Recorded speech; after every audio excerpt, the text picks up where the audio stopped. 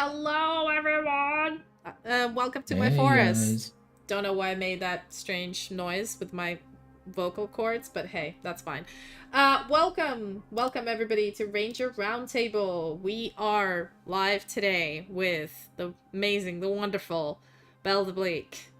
One and only One and legend. only, one and Yeah. only. Nobody else exists like him. Because all VTubers are extremely unique. That was not sarcasm. I know it sounded like sarcasm, but it's not. Yeah, I was kind of side-eyeing a little bit. Not gonna lie, but It wasn't sarcasm, I swear. Also, please feel free to tell us if the sound is a bit off or like somebody's mic is too loud or too low. It is up to you, gang. Okay. hello Ava. Hi. Yeah, hello, Ava. So, for those of you who are new here who came here for Belle, I'm gonna introduce myself. My name is Sylfania. Oh, Belle is too loud. Okay. I can change that in here. Say something, Belle. Lorem ipsum. What about now, Ava? Is Belle better? I think we're about the same volume now, right? I mean, I can listen on the stream. Okay, there we go. You were only about 10% louder than me. That's fine. Hey, they're a guest. They should be louder. But anyway, for those of you who don't know me, I'm Sylfania. I'm a bilingual Elven Ranger variety VTuber. I stream Ranger Roundtables every Friday, which are kind of mini... They're not really interviews. They're just casual yap sessions with, like, one-on-one with some VTubers that I've met and known. Kusaka, как дела? Hello. Поменял ник. So, I also stream in Russian. As you have noticed, I quickly switched and said hello to a Russian viewer in Russian. So professional. So. Very professional, yes. And what I mean is, like, I also do like RPG content. I play D&D. I play Genshin, Honkai, all sorts of games. I cannot focus like a chipmunk on acid. Just cannot focus on one thing at a time. I have to have overstimulation with everything. All the time, every second, everything. If it becomes too much, then you need to find some new overstimulation. Yes. And then that becomes too much, and it's a continuous Ouroboros. It's an Ouroboros, a never-ending snake boy. All right, well, Belle, introduce yourself to the viewers who don't know you. Yes. Hello everyone, my name is Belle de Blake VT. I am a failed experiment turned abomination, and I have to keep feasting on human life force to keep on living. I mostly do a lot of video games, but I'm hoping to branch out, so I'm calling myself a variety streamer, but there's no variety yet. I tend to go ahead and play a lot of RPGs and mostly story-driven games, but I will play some online games here and there, and I also am a part of Sylfania's TTRPG nights. I'm like 100% sure if they have a name or not, but like the little shorts that we do. Because I've only done 2. I've done Daggerheart one shot mostly because I wanted to play the system. I wanted to play Daggerheart, and I was like, hey, who's interested? There's a lot of people interested. I kind of done it twice so far. But we can't, I don't know, we can workshop the names for those TTRPG nights. Yeah, that'd be cool, because I'm having fun with it. Even I might talk about this later, because it is something I've been meaning to talk about for a little bit. Yeah. I mean, it's kind of hard, like, especially when you have a one shot. What I found is there are, 8 people or 6 people at the table, and me trying to, in 4 hours, quickly do something while giving everybody a chance to do something, but also moving things along. I'm not used to doing that. I'm used to like, hey, you know what, do whatever. We've got all the time in the world. I have this big campaign. Everything is planned.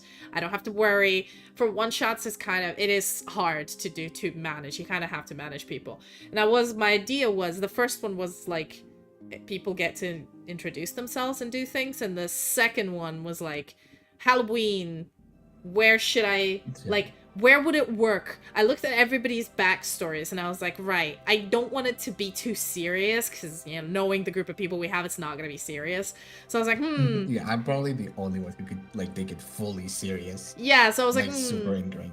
I was like, which one would work? And then I was like, okay, well, necromancy and skeletons. There's a lot of like skeleton NPCs in, and there's a necromancer in the Daggerheart NPC book. And I'm like, okay, that could work. And I was like, where would a necromancer be? Oh, magic school. Okay, we have a person in the magic school. Let's center it around them for a bit. And then I was like, okay, for next one, I'm probably planning something for a Valentine's Day. And I'm like, okay, Valentine's Day. Let's see whose backstory I can, you know, make a local world excuse, like, oh, maybe it's not a Valentine's Day, but it's someone's wedding, and then there's a murder at a wedding, and you people have to investigate or something. I don't know, Oh my like, god.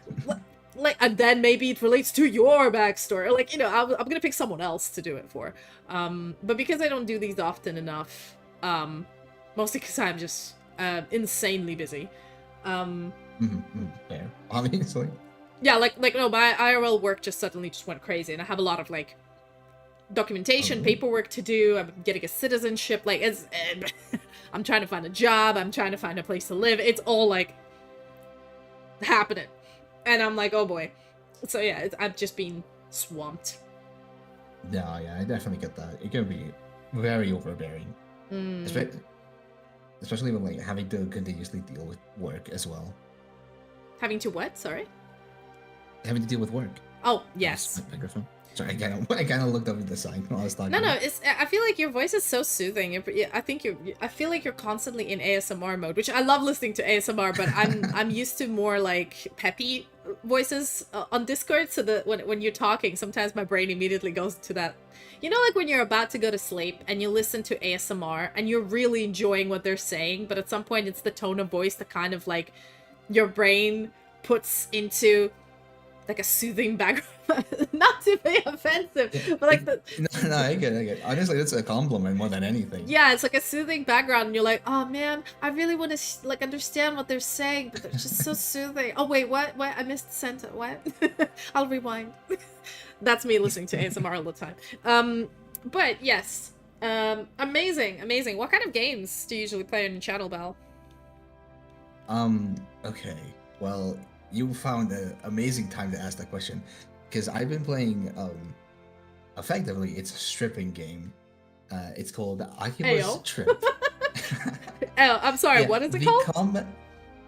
Akiba's Trip, but it's kind of like it's supposed to be, I think, a play on words, because it takes place in Akihabara, and the combat system is tailored around stripping the enemy, because stripping the enemy, they're kinda like vampires, so whenever they get too much sunlight, they just burst into purple flames and they die.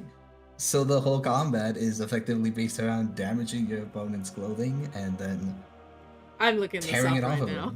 them. It is Oh my pretty god. old. And it also got an anime, and it's got like, I think, 2 extra games. Because I know there was Akiba's Beat, which is like kind of an RPG where you would you're in a Hibara district, but you're like it's music based or something. It's like music based RPG. I don't know. I don't remember how it works. I played like I don't know if it's done by the same developers, but I don't know. First time I'm hearing about it, honestly. Because I think the other game is like Akiba's Trip Undead and something else, but like I don't know any Akiba's E. So. Yeah, Akiba's Beat yeah. is yeah.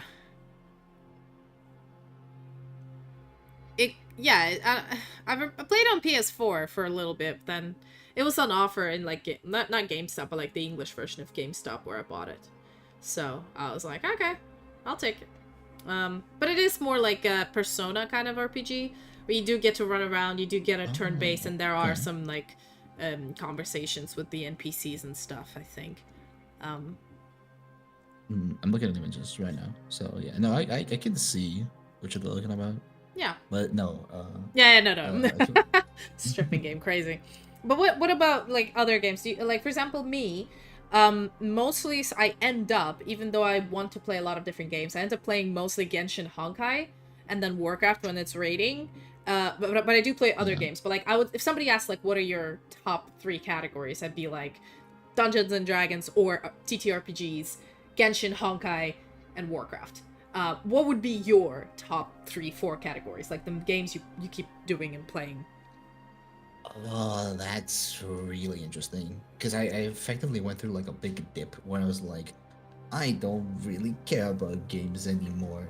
Because like life and stuff. Mm. Um, I don't know, I'm just kind of someone who tends to jump from genre to genre. But like the genres I tend to like the most would be like Souls likes and colony simulation games. Or like strategy games. Oh, sorry. Very polar opposites, but I moved you a little bit closer because you were a bit away. Oh, do you want to move yeah, yourself a little bit to the right? uh, this right? That right? Towards me. Come Oh. closer. Come closer. Come closer. There you go. No, it's because I have redeems on the left and they were covering your pretty face, so I was like, you know what? Okay, we're all good. Carry on. Oh, thank you. um, but no, yeah, I really like Souls-like games. I've been meaning to go ahead and play more of them. Like I plan on starting Lords of the Fallen because Lords of the Fallen 2 got announced over at the Game Awards. Oh yeah. So That yeah, happened. Did you watch it? No, but I've my Twitter has been exploding with salty Kingdom Come Deliverance I am one of people them. who are like, oh, how could Claire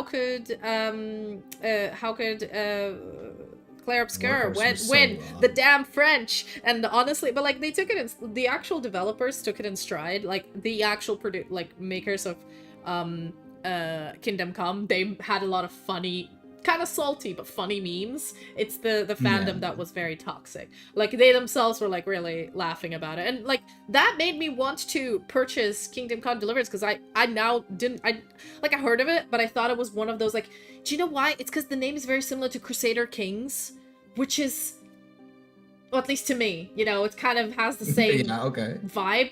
Uh-huh. And so in my brain it was yet another Civ like development game, until I looked it up and I was like, oh no, it's a medieval RPG, man, with voice acting and cool bro mechanic. I love it. Okay, and I was just like, oh, maybe I should download and play it. Like, hey, it's good promotion.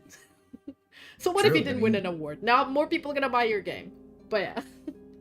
Yeah, I hope so. I would love to see a third one, and I'd love to play the second one. I've only played the first one, and I loved the first one to bits.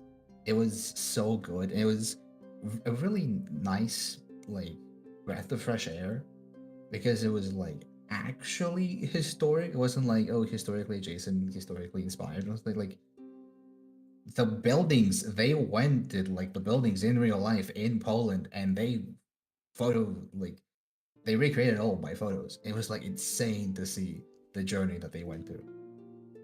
And it was like just overall it's a very good game.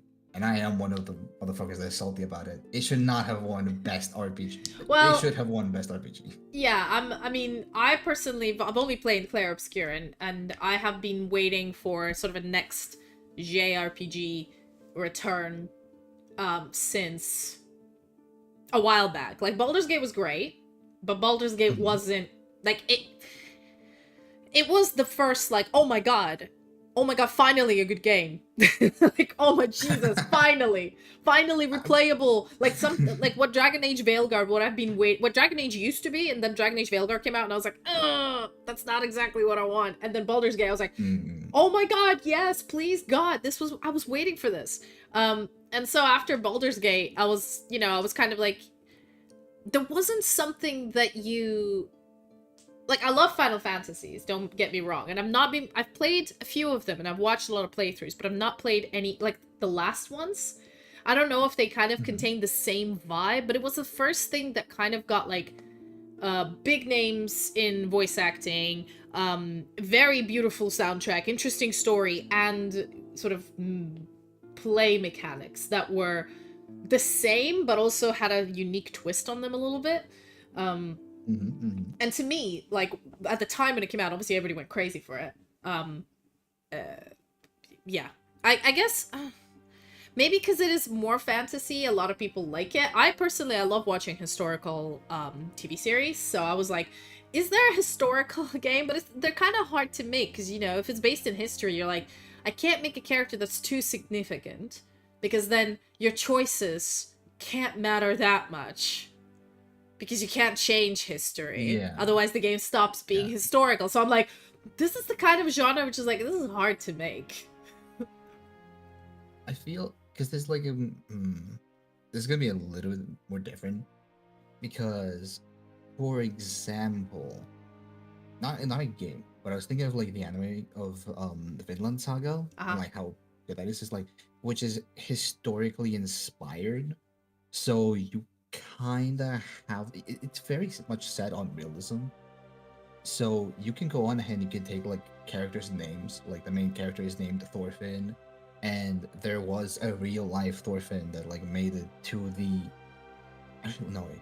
I think the real life Thorfinn was the one who sort of helped establish the first settlements in Iceland. Whereas like the Thorfinn in the anime is the one who made it over to the Americas, and like you can definitely move things around a little bit, but like you cannot do any of the extravagant things that you can do in the fantasy games where it's like saving the world or changing too much. And I think that's the sweet spot that they managed to do with Henry, because Henry, he is a cog in a bigger story. He's not the whole story. Yeah. There are people who are like vastly above it. But I mean, I enjoy that kind of stuff, like, because it's similar to if you've seen The Last Kingdom, where love that TV show. I know it's based off of a book, and I know like some of it is like it's surprisingly historically accurate about like dates and kings and locations. And obviously, it feels like it's a total like it feels like a self-insert into history because it's Uhtred of Bebember is the guy who's like, oh no, I'm not a king, I'm not a lord, I'm not nothing, but I am literally the most important man in England. Like, screw Alfred, screw whatever his son's name, I forgot his son's name. I'm the one that built this England on my blood and tears, and everybody ages and dies, and I'm the only one that's young and healthy and looking good and sexy even in my 50s. I'm like, yes.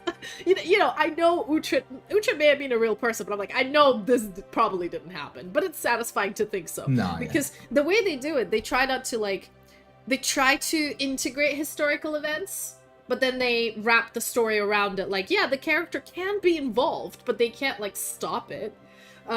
So a show that did really well with this is, I think I always talk about Outlander on these Ranger Roundtables to everybody, but you probably have heard me bitch about Outlander, where it not only has to do this, but also has the time travel thing, which, like, the main character kind of knows the big historical events. Like, she doesn't know the details, because, yeah, I mean, unless you're an absolute historical freak, you wouldn't. You just know the big gist of it. Obviously.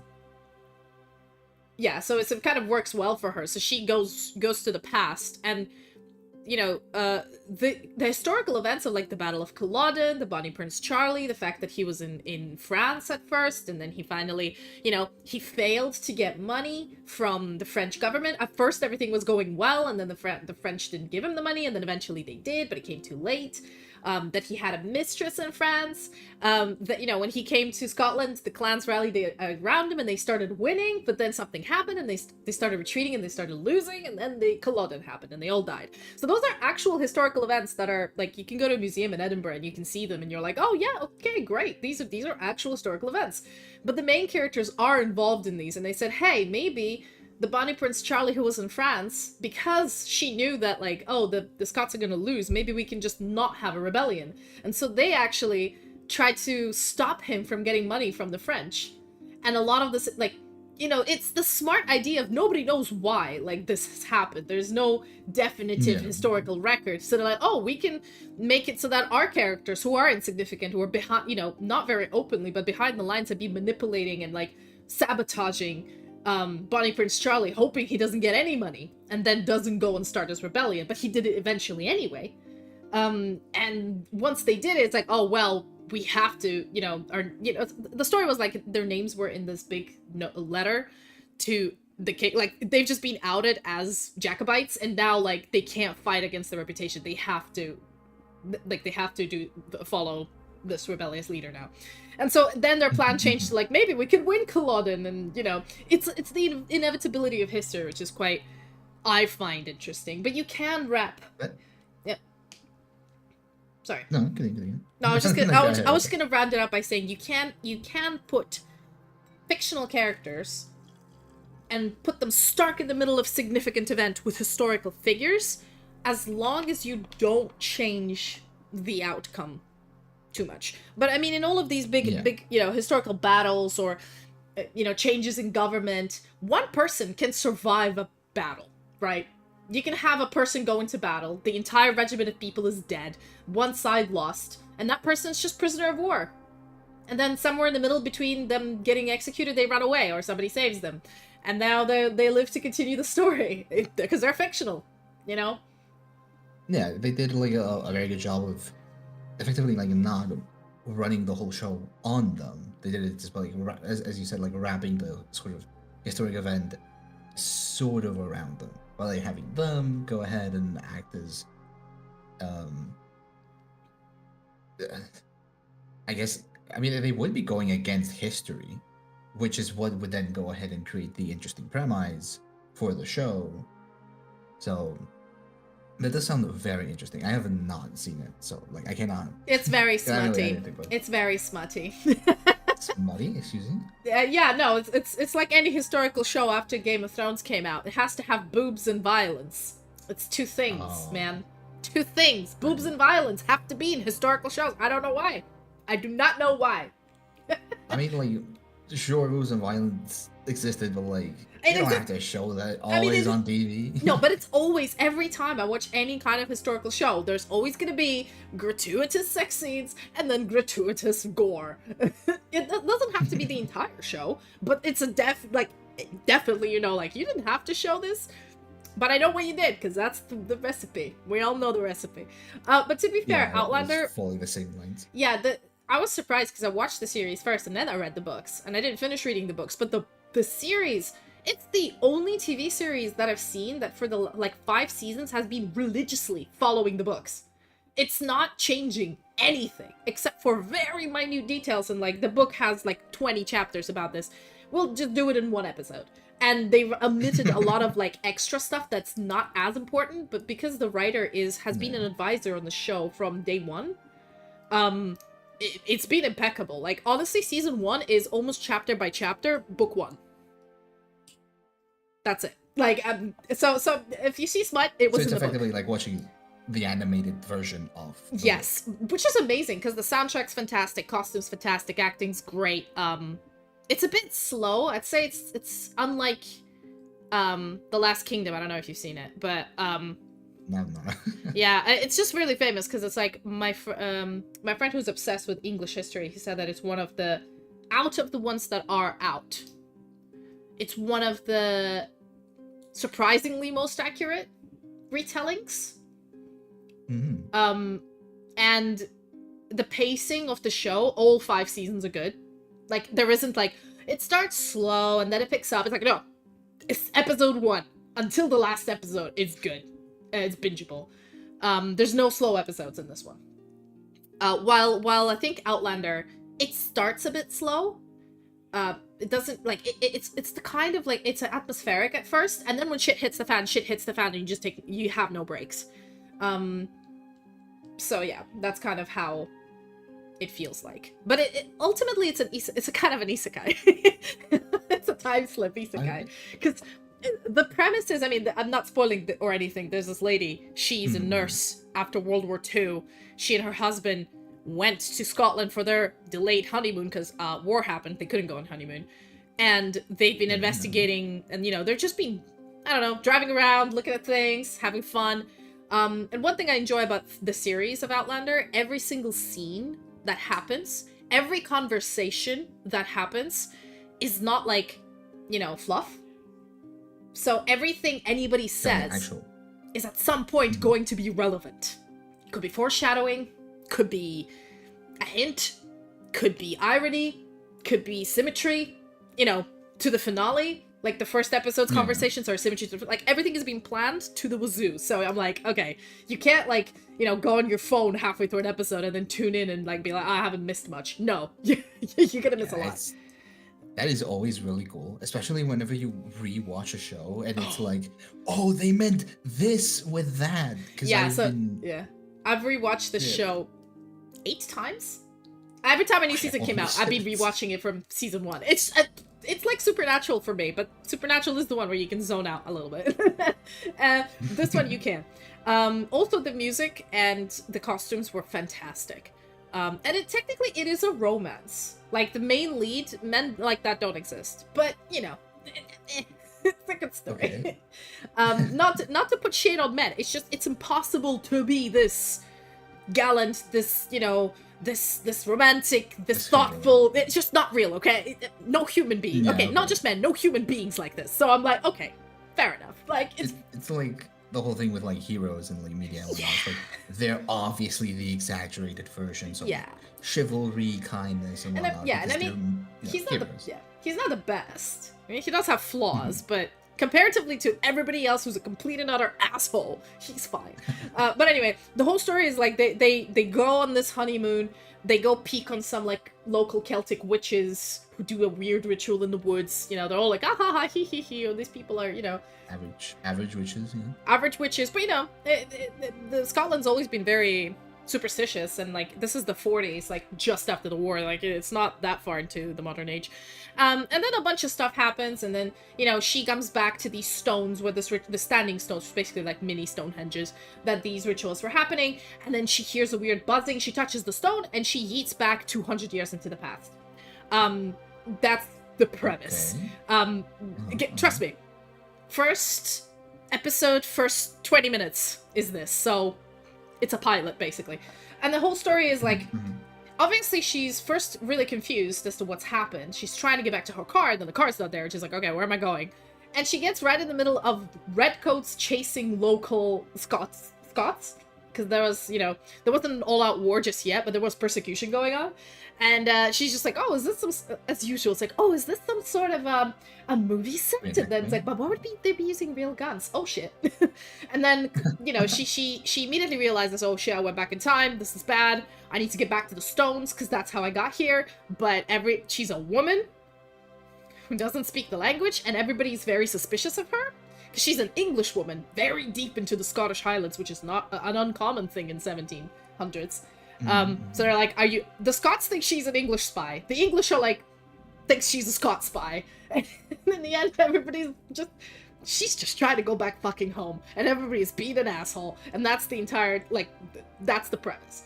But I really like how the first time she encounters Scots, they all speak Gaelic. And you don't get subtitles. But as the show goes on, and she learns Gaelic, you start getting subtitles.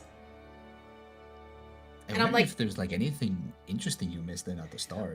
Probably, yeah. There's probably, but they actually speak real Gaelic. Like the actors, most of the actors are Scottish, and they have trained. They know how to pronounce Gaelic well, but they don't teach Gaelic in schools, so they had to learn Gaelic for these scenes. But it's really interesting. I found like I didn't even notice this until I rewatched it. And then I was like, this gives us as a viewer also, like, at the beginning, she's disoriented, she's confused, she doesn't understand the language people are speaking around her, and neither do we. And as the time goes on, and, you know, she kind of gets used to her situation, of course, they speak English for the ease of, you know, communication. But when they do speak Gaelic, you now start getting subtitles, and I'm like, oh, it's because she now understands what they're saying. And I'm like, oh, this is smart. This is smart. I respect that. Yeah, it is very smart. Yeah, I'd say if you don't mind it's not that often. It's every 2 episodes, so it's not every episode. They do it, or kinda. Wow, they're not even being shy about it. Like I'd say it's like hot scenes. Also, I mean, it's a show that needs a trigger warning. Like, I have not seen this much R word in a while. I mean, Game of Thrones had a lot of it, but this, like, I sit there and I'm like, yeah, I understand. You know, it's not medieval, but like 200 years ago, the world was very cruel to women. But damn, man, holy shit! Cannot catch a break. Jesus Christ. But the I would say the plot twist, the storyline, if you've not seen it before, it's unique and very exciting. Like, some twists I'm like, I did not see this coming, and I've seen a lot. But obviously, because I think I've rewatched it so many times, they're not really twists for me anymore, but I do enjoy it still. one thing you'd enjoy is I the feel sound. Yeah, it's the soundtrack for sure. Soundtrack is fantastic. Battle scenes what are kind of a also good. soundtrack is it? Sorry. What kind of like soundtrack? Oh, Taking, like, it's a inspiration standard like traditional folk Scottish, Oh, okay. like very so Bear McGreary did it. It's the same guy that did. I think he did. I know him. Yeah, he did Black Sails soundtrack, which is a pirate show. Another one set in the 1800s. He's a good dude who knows how to work with bagpipes. Is all I'm gonna say. Expect a lot of bagpipes, but like good bagpipes. I hate bagpipes. I know, but expect good bagpipes, not shitty ones. Yeah, well, it's Scotland, man. You're gonna have to have the bagpipes. I figured because you said the soundtrack, I was like, it's gonna have fucking bagpipes in it. It is. But it's mostly when it comes to like battle scenes or action scenes, and it's like bagpipes and drums because that's what even the English military used to use when they're fighting. But like, it's done. It's done in a classy way, so it's not overbearing. That's the word I was looking for. And position my phone. Yeah, so all I'm saying is if you don't mind the clearly female-centric audience that this is made for, this is a love letter to all women. And also like, hey women, we understand world is cruel. I know men don't want to talk about it, but this happens even in modern day. Get used to it. It's an ugly truth. As a woman, I'm like, yeah. The constant fear of the R word and assault and all of that you have, even in modern days, like, I know we live in a civilized world, kind of, but this is always a danger in the back of our head. This just shows us that back in the day, it's not a veiled danger. It's a very outward danger. And I'm like, okay, cool. Being a woman is just tough. And it's great, but it's also tough. That's the whole moral of this this show. Okay. But like it covers, I mean, not to spoil, but there's a lot of seasons, but it covers things from like the Jacobite Rebellion in the I want to say 40s? Yeah, 1740s or 1720s. The second Jacobite Rebellion that completely destroyed Highland culture and, basically annexed Scotland to England forever. I know very little. Which is good, because I knew very little about it, and then I watched Outlander, and I got really interested in the history of it, and because it was surprisingly historically accurate, and the correct dates and the correct people being in the correct places, looking things up was really easy. So Okay. That's good. But yeah, I'd see it's on Prime, so I'd see like the first season. See if you like. I'd say watch the first 4 episodes. Definitely, the first 4 is like when things definitely start to kick off. After the 4th one, it gets really the pace picks up. The first 4 are like the setup, but if you just judge the show by the first 2 episodes, it might be like you might be missing out on all the cool plot twists and shit. That's all I'm saying. Okay. Yeah. Although I don't have any of that, I might have to just piggyback off my friend again, just like when we were watching Doctor Who. Yeah. Well, I mean, there's always a cute pirate theme music. Yeah, there is always the 7 Cs, but getting movies is so... I don't know. I've far more trust myself with like pirating video games or pirating music. Movies, like, I never used to watch movies or series in general. I've always been the very classic just weeb kid, like all leave like video games and anime and that sort of stuff. So well, that also leaves me open to a lot of new things to explore. Yeah, a lot of people are like, oh, you've not seen all the Harry Potters? What do you mean? And you're like, yeah, I haven't, man. And you're like, oh my god, watching them for the first time would be amazing. I wish I could watch it for the first time. I wish I could erase my memory and watch it again. There are movies like this that I'm like, like for example, Harry Potter. Yeah, I've been watching it since I was a kid, and I was like, I wish I could just erase my memory and watch it again from scratch to experience it for the first time. I could probably experience that for the first time because while I have watched it, it's always been very segmented. Yeah, because they only put that in like a very specific time period. Like they usually put movies like during the summer and whatnot, and it's always hard to catch stuff. So I could probably have a first time experience of Harry Potter. Yeah. Mm-mm. So yeah. Oh, to go back to what we were talking about before we started stream, because you were asking about what a Christmas dinner is. So, in the UK, Well, okay. Well, I know, I feel like I could get the gist of what a Christmas dinner, but like in the yeah, specific dude, context. this show shouldn't be called Rage a Roundtable. It should be called Whiplash because I move between topics like you're gonna get whiplash from me. But before I Yeah, it's forget, fun. mostly the idea of Christmas dinner in the UK is apart from the actual Christmas dinner you have on the 24th. There's all the Mhm. pubs starting with 1st of December offer this package where they will serve you a 3-course meal. You can have the same sort of crackers you have at home.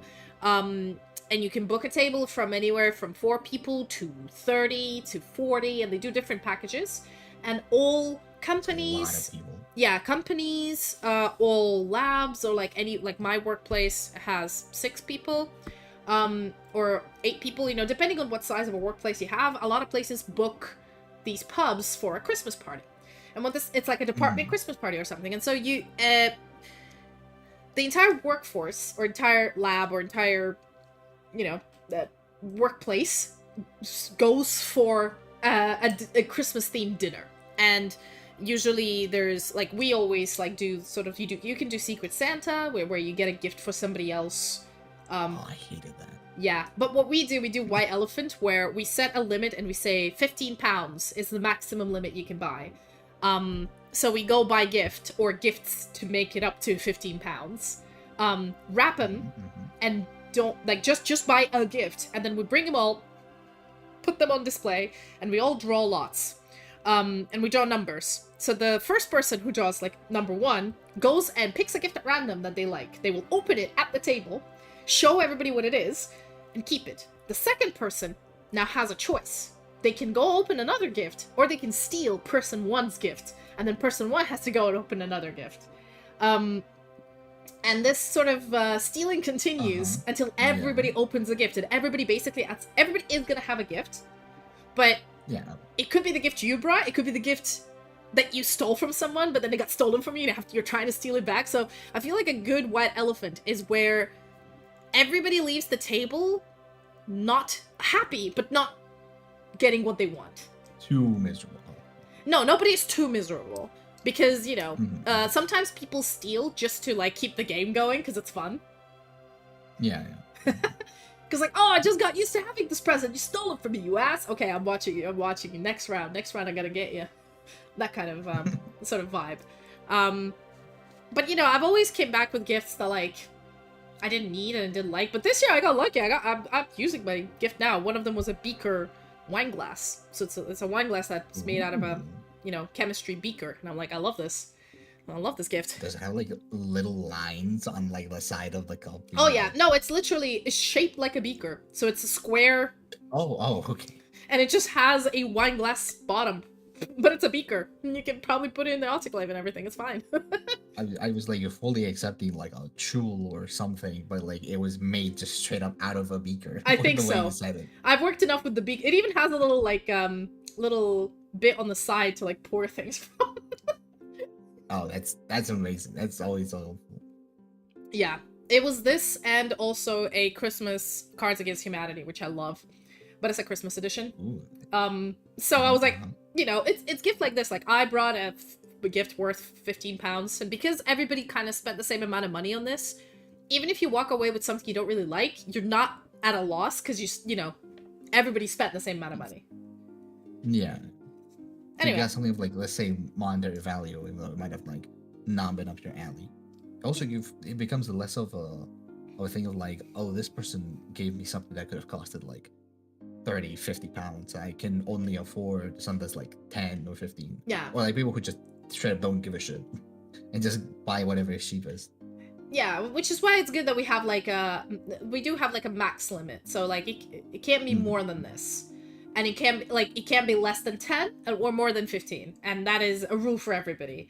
And if like one of the people brought a ukulele and we're like, no way ukulele costs £15. And then she showed a receipt from eBay and we're like, hey, you know what? You're within the rules, man.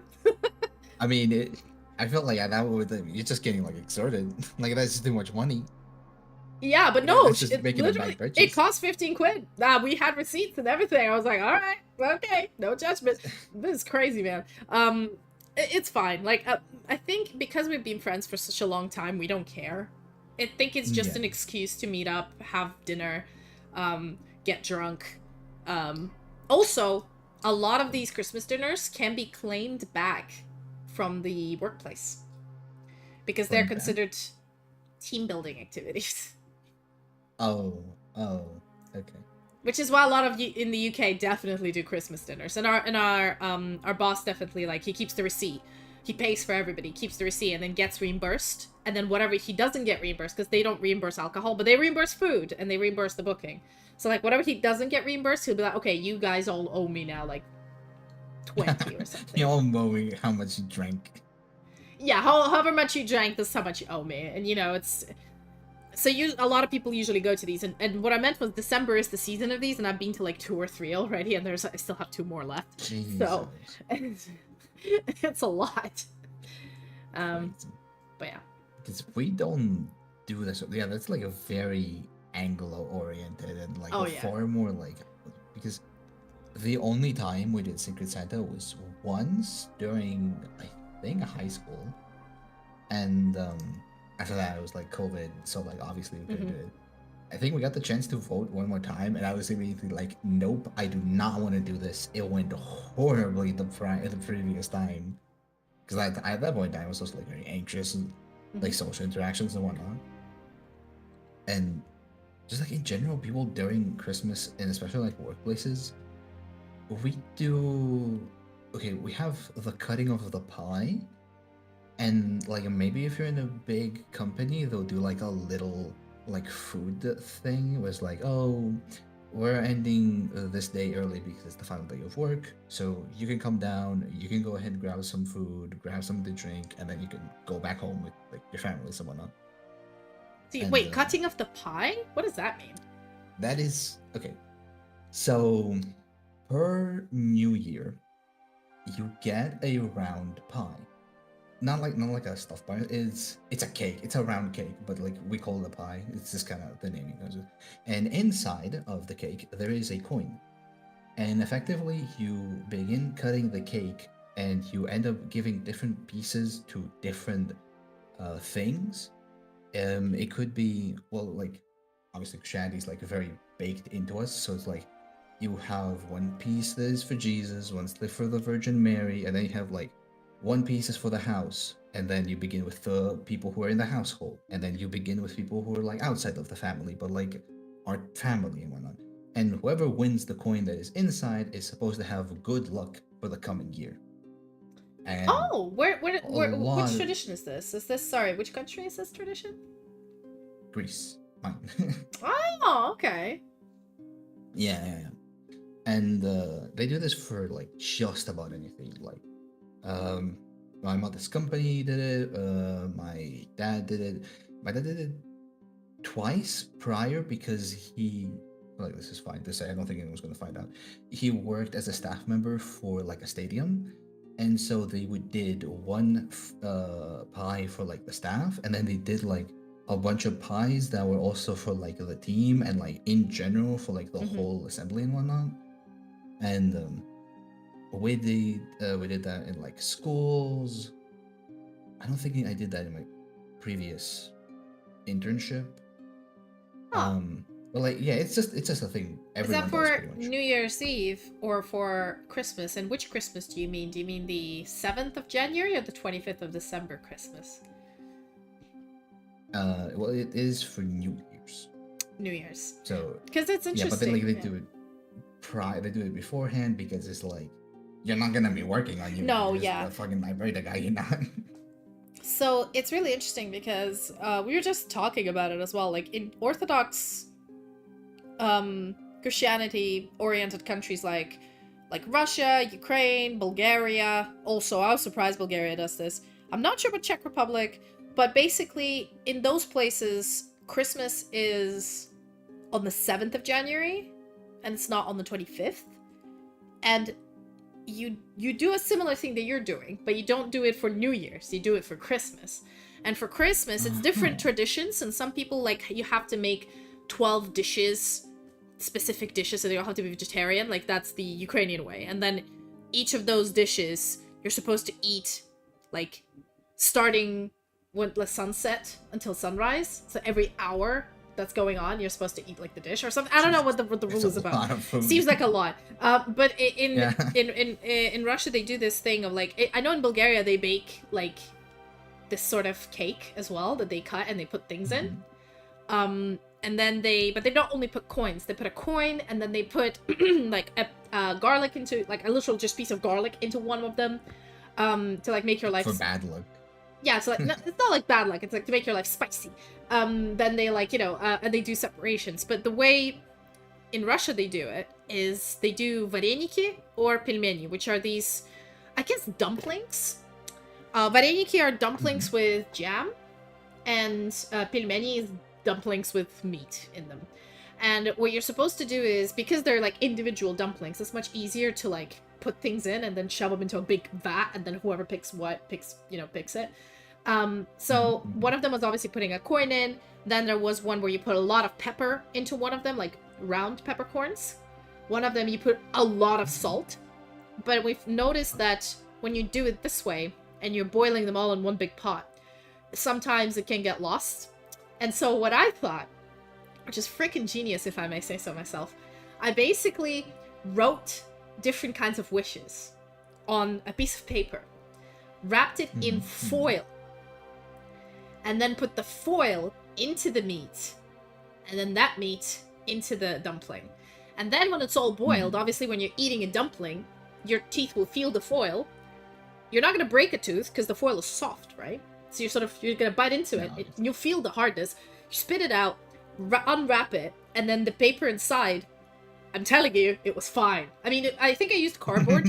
I used cardboard specifically to make sure it was fine, but it was fine. And I was like, oh my god, and it was legible. And we had guests over, and I think I made 100 in an hour. I was doing them quickly. Shit, that is a lot of dumplings. I know. We had like 6 people over, so we needed that many dumplings. And then I remember we had this big vat, and people were like scooping them out, and one of the people like really wanted to get the money. So he was not hungry anymore, but he just kept going for it. He's just stuffing them all down. But it's really funny because my dad got all the money. That was in the pot. I put like 3 different money ones. I got all of the like. That's real luck. Yeah, I got the. What did I get?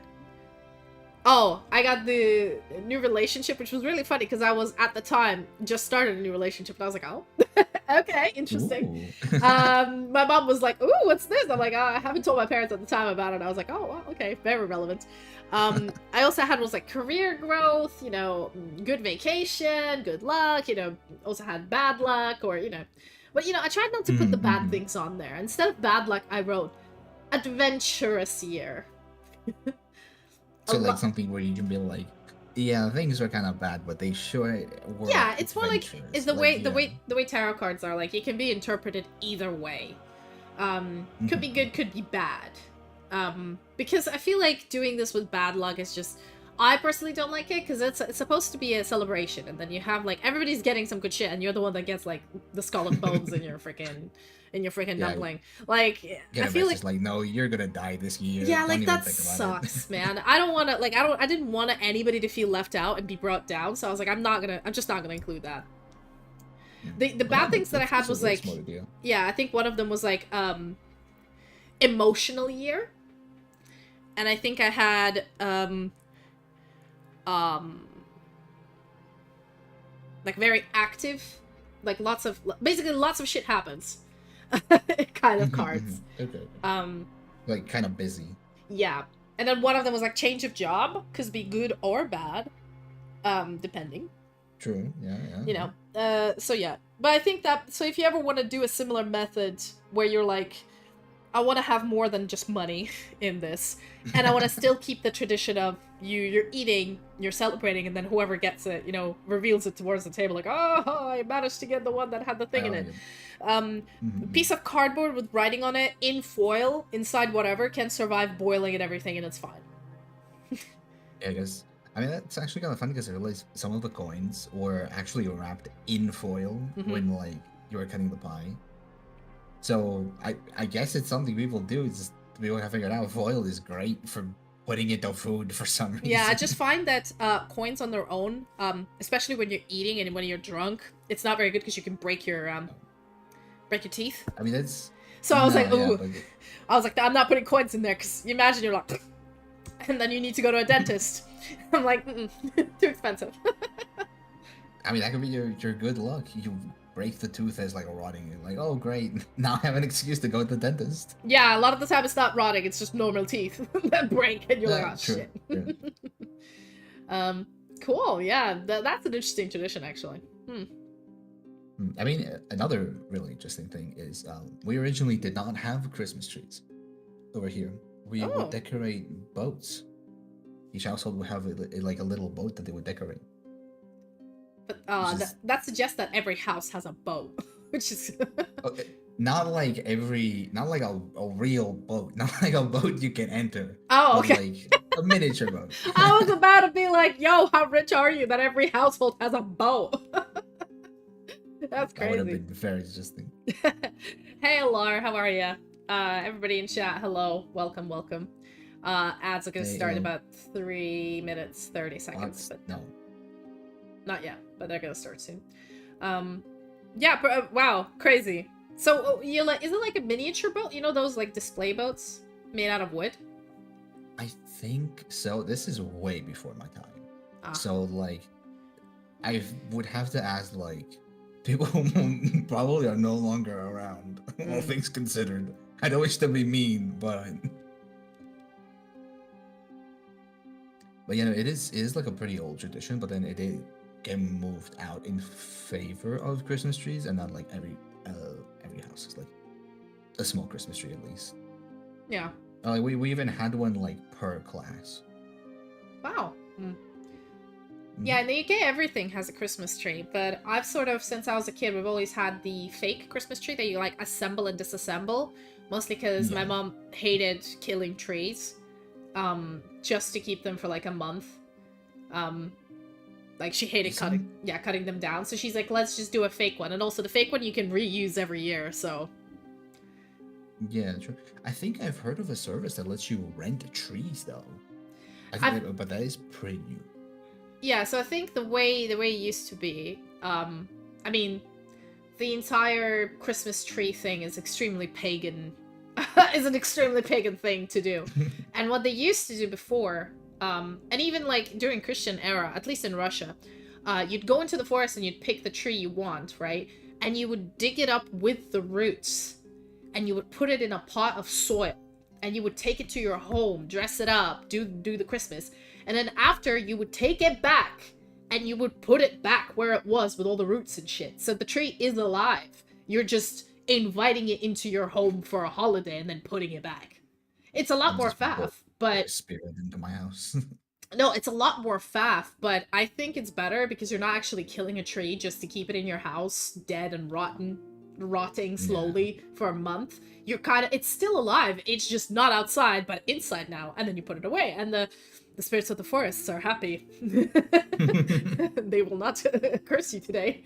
See, I think it was kind of like you bring the protection of the woods into your home, and then you put it back, because you know you gotta recycle. And a lot of the time, the reason why we do fake Christmas trees is because you know the dimensions, especially if you have a very small house. You're like, okay, the tree needs to be this wide and this tall. Every time, like, no tree is the same, and you can get one that's slightly wider and slightly thinner.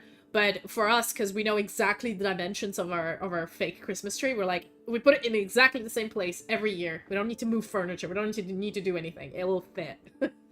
Yeah. So. I mean, it's a consistency thing at the end of the day. Yeah, I mean, I think I'm a very big proponent of that. And if you want the smell of pine, just buy pine freshener or pine smelling spray and spray that tree. And there you go. I don't think I've ever smelled a pine. You've never smelled a pine? Not that. There are. I think there are evergreen trees around some of the parts, but like not everywhere. I'm not like right next to a fucking forest or anything. Yeah, no, yeah. So I can't just go out and just start No, I'm just Trees. the smell of pine is really good because I've as a kid we used to have real life Christmas trees because Russia, you know, they're growing everywhere. Mm, They're like weeds.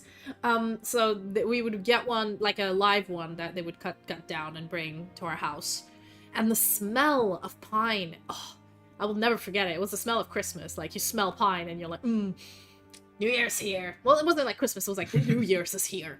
I am gonna get presents and eat food and eat, you know, Olivier and caviar and all that cool shit. And then my parents are gonna get drunk and caviar? they're not gonna be sober for 3 days. And it's gonna be amazing. And there's gonna be fireworks. Like, you know, it was the kid's dream. So yeah. Yeah. Um, it is a I feel like nostalgic smell. So in the UK, it's very common as well. A lot of people here like miss the actual smell of pine for Christmas.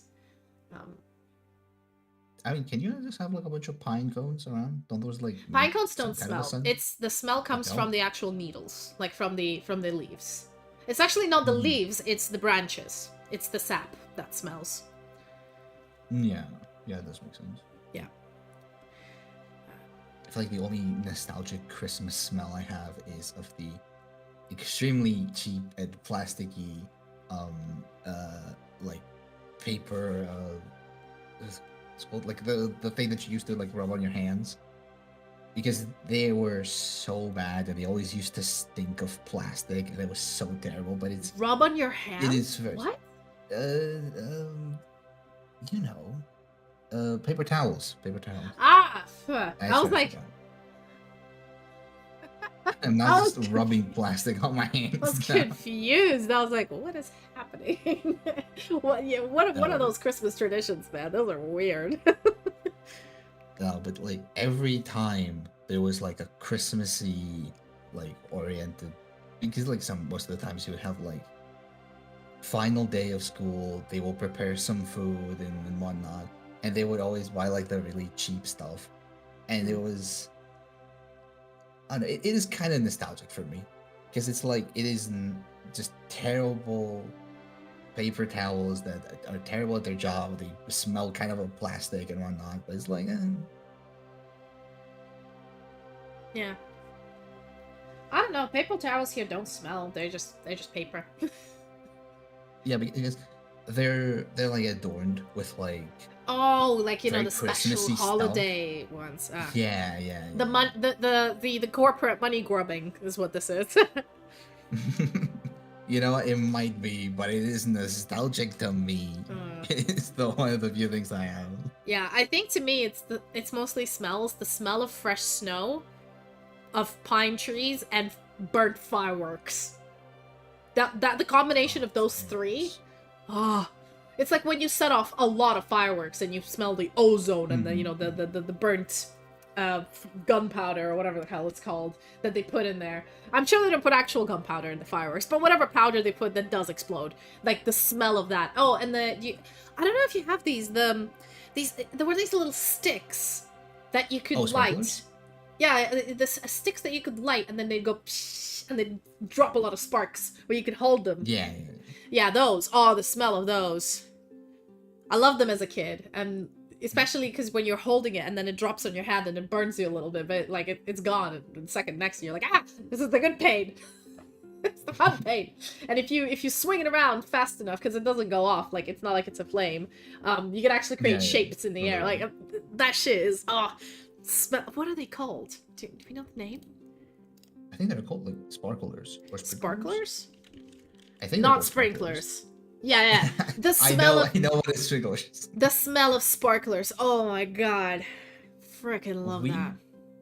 Over here, they're not that common. Like, I would say that they're actually pretty uncommon. But, this is not like a Christmas. This is an Easter smell for me because we do a lot of fireworks during Easter, and also Really? lot. Yeah. Because like you have to celebrate the Jesus coming back and whatnot.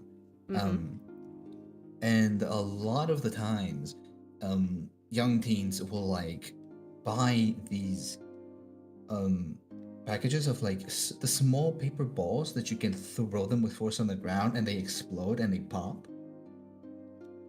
Never heard of those. You what? You haven't heard of that? Okay, you have to tell me more. Hold on. I'm still concerned about. I want to buy more sprinklers for Christmas, but do tell me more about these things. I'm just googling sprinklers now, and I'm like, oh, sorry, sprinkles. Okay. No, sparklers, sprinklers, sparklers. There we go. Sorry, tell me Yeah. more about these balls you throw on the ground that explode. What is that? Sounds like a bomb. I mean, some kids get like really big ones that actually they burst and it makes such a loud noise, and you can then actually smell the fire and the gunpowder there. But typically the really small ones, they're like made out of like tissue paper, and then they have some powder on the inside, and I think they have like tiny flakes of something that sparks and ignites. And so what you do is you just grab it and then you throw it on the ground with moderate force, and then it pops. And those are like really common because whenever like the big fireworks are going out, because so eventually the way it's done is like on the night of Jesus's I almost said erection, no, resurrection. You go on ahead and the church will light up a whole bunch of fireworks, and those will go up the sky, and they'll also like make a lot of noise. They'll hit the bells, and the young teens, they'll just grab a whole bunch of fireworks, and they're typically those kinds of fireworks. They're like fireworks that you would like it and toss it, it'll make a big boom, or like it's the small ones that you would just grab and you throw on the ground and they would make some noise. They'll make like a little pop pop pop pop pop. It's a lot of fun. I've never done the big ones because they are pretty fucking annoying and dangerous. They will destroy some fingers. Oh god. Man, yeah. And I mean, I feel like all my childhood New Year's Eve things in Russia, it was always somebody doing fireworks and then getting drunk enough to put a firework in a bin, and then the bin would be set on fire and be sent down the road. And like you'd be watching outside your window and the beautiful firework display, and you look down and all the bins are burning, and you're like, savages. Sorry, my phone fucking froze. Oh no. But yeah. Huh? Excuse me? New studio? You all good? I mean, I see your mouth moving, but not your eyes. Yeah, it's because my mouth is moving through the microphone. Wait, hold on. I might have to close it and reopen. Yeah, sure. Restart, it's fine. But yeah, we don't actually really do fireworks during Christmas. Christmas is relatively pretty silent. The only like real thing is kids that, oh god, I'm gonna have to deal with children. It's like kids that come in the morning and they're like, hey, can we sing the carols? And they do the little song and whatnot and give them a little bit of money when they leave. Oh, like caroling, yeah. Yeah. Oh, your head is leaned back. Oh, yeah, you're fine now. You're back. It's because of my phone. Yeah, I'm just looking up sparklers. Still? Yeah, because a lot of these are outdoor ones, and I'm like, I don't want to have the outdoor ones. I want the ones that are indoor. Just checking. I just want to see how the dog reacts to them. Also, they're apparently called, the things I was talking about, they're called bag snaps, also known as poppers or whippersnappers. Whippersnappers. And that sounds something like Victorian England would have. It does. And the children there would like whippersnap people on the streets and shit. Pretty crazy. Yeah, I think these are the ones. Yeah, I'll just get these. Sorry, I'm shopping in the middle of this episode just because I will forget to do it if I don't. It 'tis the season, as they say. But yeah, awesome. So we've talked about a lot of things today. Anything you wish to, sort of any topic you want to off-road us from holiday conversations or holidays? I mean, like, I can say about other stuff, unless if you, like, do you really just want me to just completely go off? I mean, no, but this is what I mean, like, this is this yap thing. I feel like we've been talking about holidays for a while, and I'm just like, You've had enough of the holidays. No, it's more like I don't have much to talk about them anymore, because like Christmas is Christmas, man. You eat, you get drunk, you don't move, then you go back to work, all sad in the new year. That's kind of it. I was thinking, like, you know, to diversify the conversation a little bit, see if we can go. I mean, I usually go for like, oh, what is your favorite books? What's your favorite movies? And then we go from there. Or, you know, top 3. But if you have something you want to talk about as well, feel free to derail the conversation and bring it up. That's the whole point of this.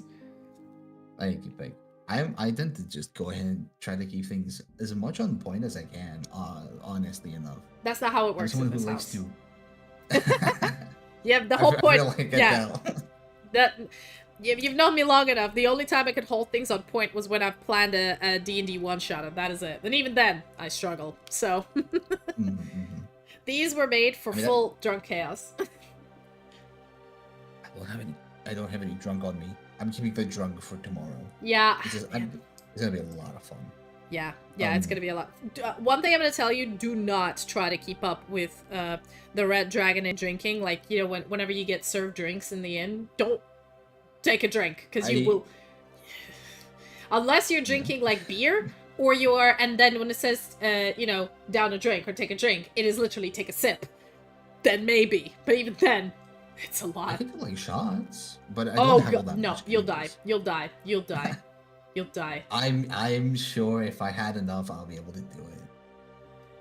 No. I got a very good constitution. Listen, I played it enough, and at some point I had 5 drinks to take, and I was like, oh, that's like 50 mil.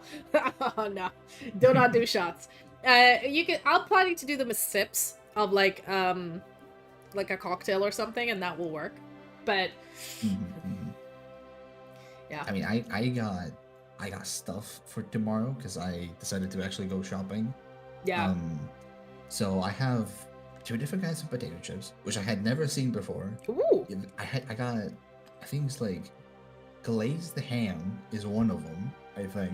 Fuck, I love ham one, crisps. I've never had ham. To me, ham... Oh, this does actually bring me to something I did want to talk about. Do you guys... Because I have another friend in the UK who has never heard of this. Have you heard of oregano chips? No. Or crisps.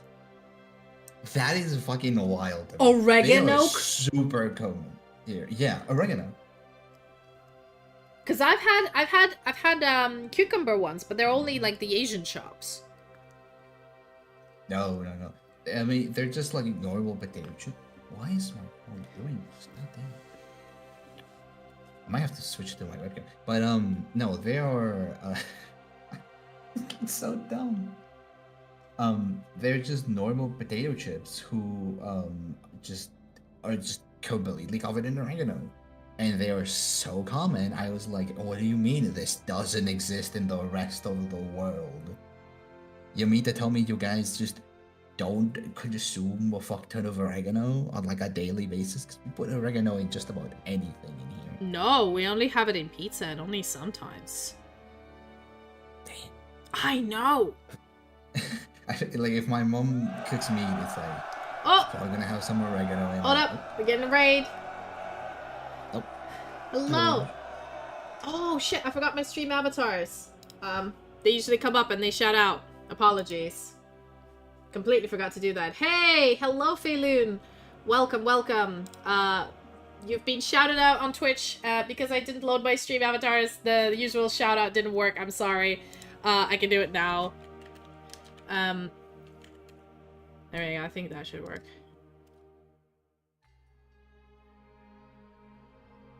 Wait. Why didn't it work? Oh, I think I have to do a different... Hold on. No, it should work. Sorry. Welcome, Raiders. My name is Sylfania. Oh, no, okay, it did work. But yeah, they were playing Date Everything. That's amazing. I've seen ads of that game, and that game seems cool. I don't know if you're familiar with it. You can date a toaster. Yeah, you can date a toaster. You can date a fireplace. You can date anything. That's the whole point. But yes. Case in point with a name. Yeah. Yeah. Well, welcome to this Ranger Roundtable. It's every Friday. I invite a VTuber with whom I've collabed or played with or just like, and we chat completely randomly. It's more of a whiplash kind of show. And for those of you who don't know me, I'm Sylfania. I'm a bilingual ranger variety VTuber. Mostly play fantasy games, but D&D, art, all sorts of stuff. Belle, introduce yourself again. Hello, my name is Belta Bleak BT. I am a failed experiment turned abomination that has to feast on human life force to keep on living, and I just tend to play a whole bunch of video games.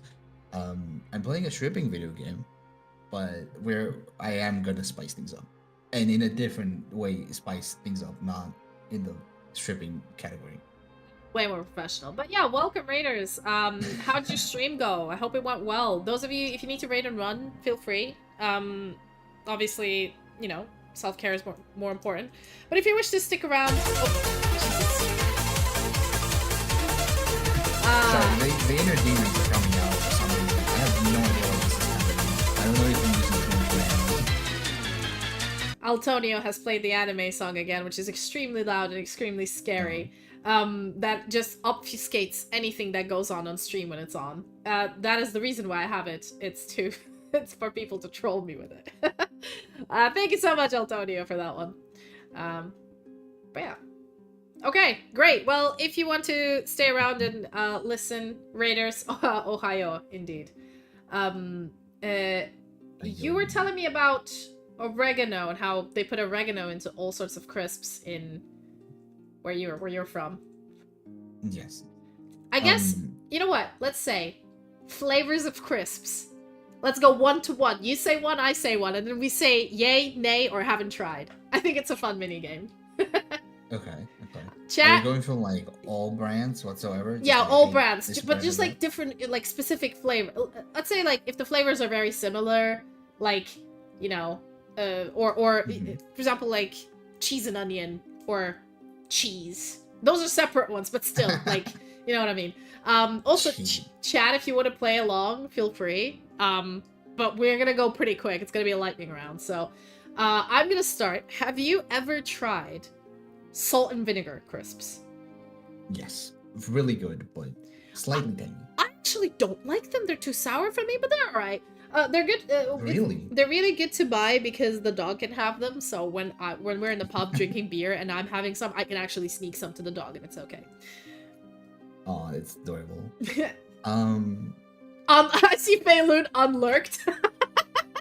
Stinky flavor. No. Have you? What we're doing is we're basically naming flavor, and you as chat gets to say yay or nay or never tried. Oh yes, Feilun agrees. They're terrible. Well, they're not that bad. They're passable. No, they're but... great. Okay. I really enjoy them. Like what? All right, your turn. Which flavor you wanna ask me about? Very specific. Pringles, Mario can specifically, they have like super hot flavor. I don't know if you've... Yeah, I'm not... I mean, I've probably seen spicy crisps, but I've never tried them because I cannot handle any kind of spice, so I just don't eat them. Really? Yep. As I say, they're really good. They're pretty spicy too. Okay, have you tried... Ooh, bacon crisps. Like Lay's, No, Lay's or Walkers or whatever they're... Lay's bacon, basically, those specific ones. I have not tried that, but there was this really old brand that used to make a bacon flavored, not exactly like chips, but they were like supposed to represent the bacon, and I think they were made from like flour or something. But I have not tried bacon. Weird. I don't know it. They don't even exist anymore. But I remember them in my childhood. I remember them somewhere in the back of my mind. Crazy. But yeah. I love bacon. Like, I couldn't find them anywhere in the UK, but every time I go back to Russia, I'm like, oh my god, bacon Lays, let's go. So there's Pigs in Blankets, I guess, is the very Christmassy English ones. It's basically sausage wrapped in bacon. It's the closest I could find in the UK to that flavor. But yeah. All right, your turn. Right, small tangent. We do this thing where we go ahead and we have chicken nuggets and we encase those in bacon. Those are top tier. They're fucking amazing. Chicken nuggets and bacon. You get, yeah, and there's this. It's the same thing, but it's just like chicken nuggets against the bacon. It's really funny. I don't remember which brand makes them. Burger. Just burger chips. Burger chips. I mean, I've seen those around lately. I've not tried them. They're okay. Like, Yeah, they're pretty mid. yeah, they're all of the meat or steak flavored crisps are like paprika based anyway. Oh, on that note, paprika crisps. Um, That is a big yay I from me. They're amazing. they sound really good, but I don't think I've ever had it. Oh my god, But, paprika crisps are insanely good. Huge yay. They're the best. They're top yeah, tier. I like paprika and a whole bunch of other things. Like I've had paprika popcorn, and it's really good. Paprika I don't think popcorn? Yes. Oh my god. Did you make it yourself or did they like do that in the cinema where you're at? Crazy. My brother used to make them a lot because Oh. he had like this phase where he just loved paprika for some reason, and he would make himself popcorn and he would give me some as well.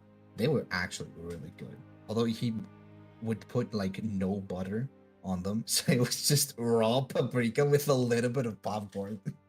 Oh. But Yeah. I would think paprika and salty popcorn would taste really good. Yeah, I from my experience, they were really tasty, but I've not seen them being sold. I've had like only my brother used to make them. Mm. Cool. Okay, Okay. I'm gonna go with Yeah. Well, oh, a sorry. really Your turn. basic flavor. Yeah. Really basic flavor: sour cream and onion. Yes. Love that. So Big good. yes. Big yes. So good. Freaking dope. Amazing. Good taste. All right. What flavor haven't I said yet? I guess you know what we can eliminate all of like steak and burger and meat. Yeah, 10 out of 10 crisp. Meat flavored ones specifically because they're all paprika based flavoring. So they're slightly different because they get different MSG in there, but like it's more paprika and then whatever MSG you have. So we're just gonna eliminate them and go for like weird flavors. Have you tomato crisps or like ketchup flavored crisps? Yeah. Oh yeah. I've had a lot of ketchup flavor. So they're a favorite of my partner, and I didn't know that until I was like, I'm indifferent to them. I could eat them if there's nothing else, but I'm not obsessed with them. But when I brought them home and I said like, oh, I went to this Chinese shop and they had that, yeah, my partner went crazy. He was like, oh my god, I've been looking for these everywhere. Ah! And I was like, oh, calm down. Really? They're uncommon over there? Yeah, they're I mean they're seasonal. I couldn't find them a lot. Oh, Yeah, I would guess- say they're I pretty guess common here. yeah, I don't know. I'm not a big fan. I would say I have specific crisps that I have because I don't know what they do. It's the texture and the flavoring that is just bomb. But they definitely won't have them where you are because they're very English brands. And I've noticed like while the rest of the world, like when I lived in Jordan or Russia, I would get like the same. Some American products, very rarely, but most of them would be like the international products. So if I had Lay's in Russia, it'd be the same Lay's in Jordan and be the same Lay's in whatever other country. But the UK has its own, like, brands, and you're like, this is something that like, unless you're in the UK, unlikely you've tried this specific one. So I'm like, I don't know if I want to go for it. But I've tried crab flavored Lay's, and that's actually a nay for me. I don't like them. Damn, I love crab, so I feel like I would probably really like it. But no, Yeah, I feel like I'm okay. I like fish. I like seafood. I like I like shrimp. I like lobster. Crab is the only one that I actually don't like. I think there's something with the flavor of the actual crab meat that is just not me. I mean, I'll eat it, but I'm not like. It's the Not one. stoked about it. I think yeah, you can. In Asia, it's a big thing, but like it's I don't know, something. It's the one part of seafood galore that I'm like, nah, bruh. I'll avoid this.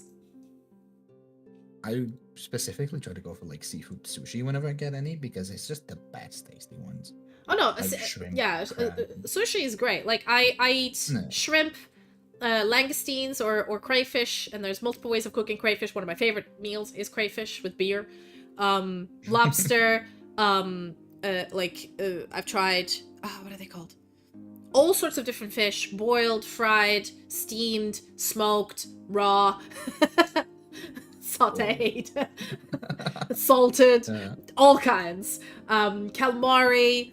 octopus, eel, everything. And for some reason, crab is the only one. I think maybe it's because it has a very distinct flavor to the meat like. That distinct flavor is what I don't like. It's just weird. Yeah, Because, like, crab sticks, I know crab sticks aren't made of crab. They're made of, like, processed fish. So, those I like. Love crab sticks. So, well, if we're going with that case, then I love crab sticks, but I've never had crab. I've never gotten the chance to experience crab. Really? Oh. I mean, yeah, it's really uncommon here for some reason. I would think the closest to the sea would be...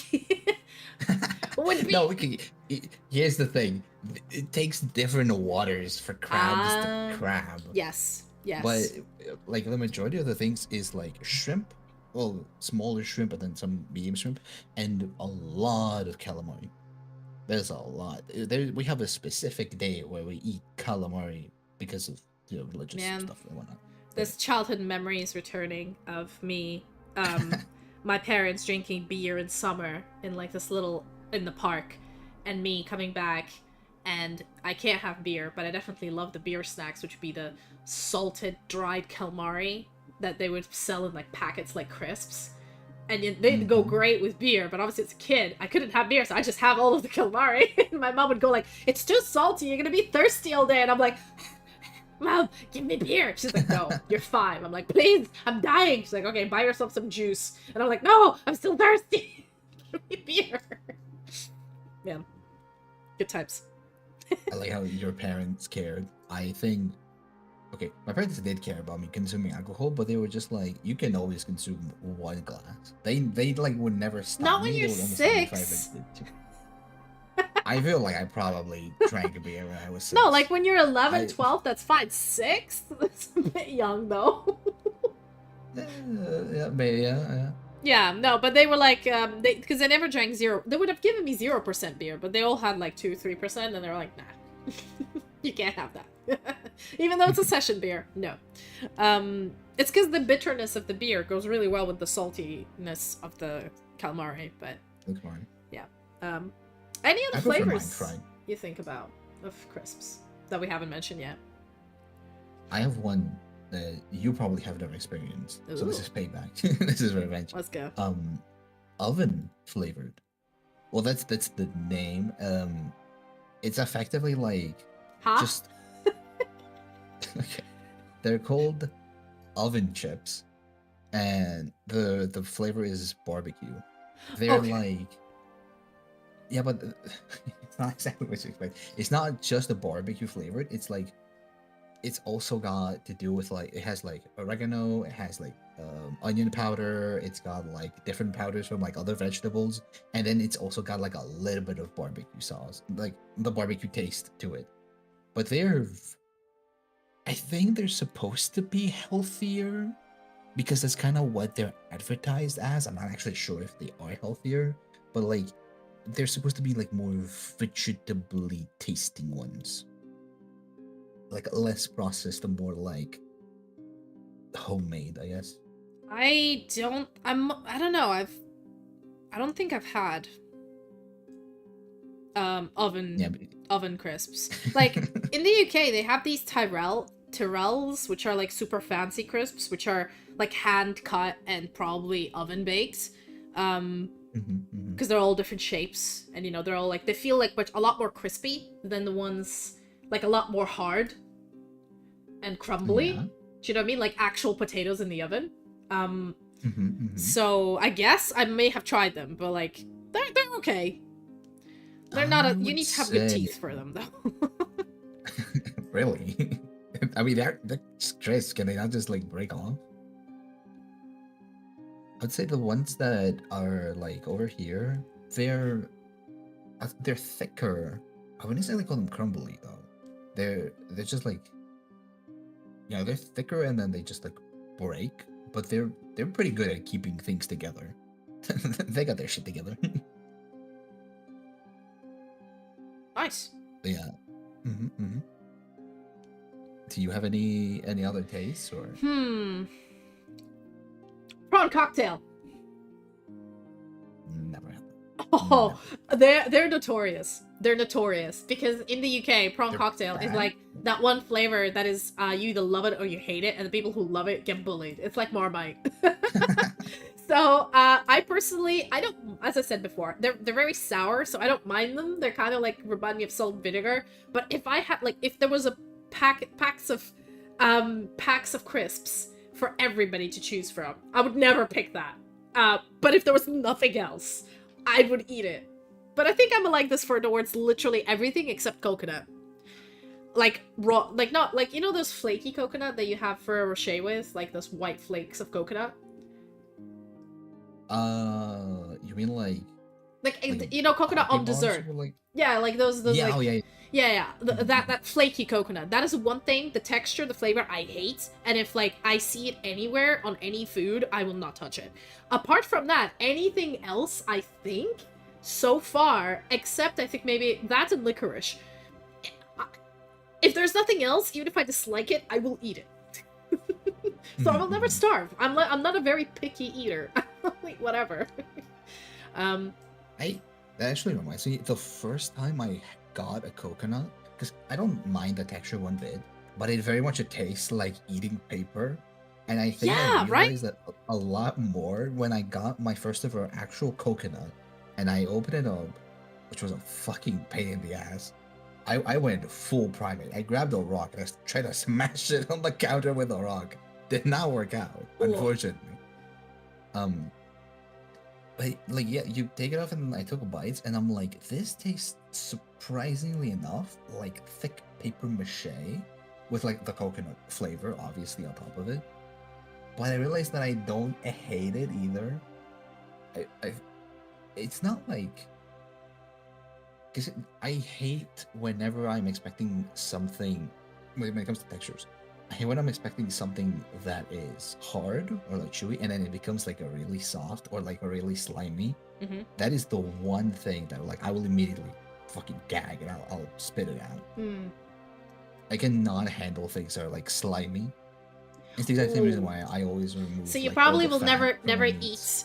eat pickled mushrooms.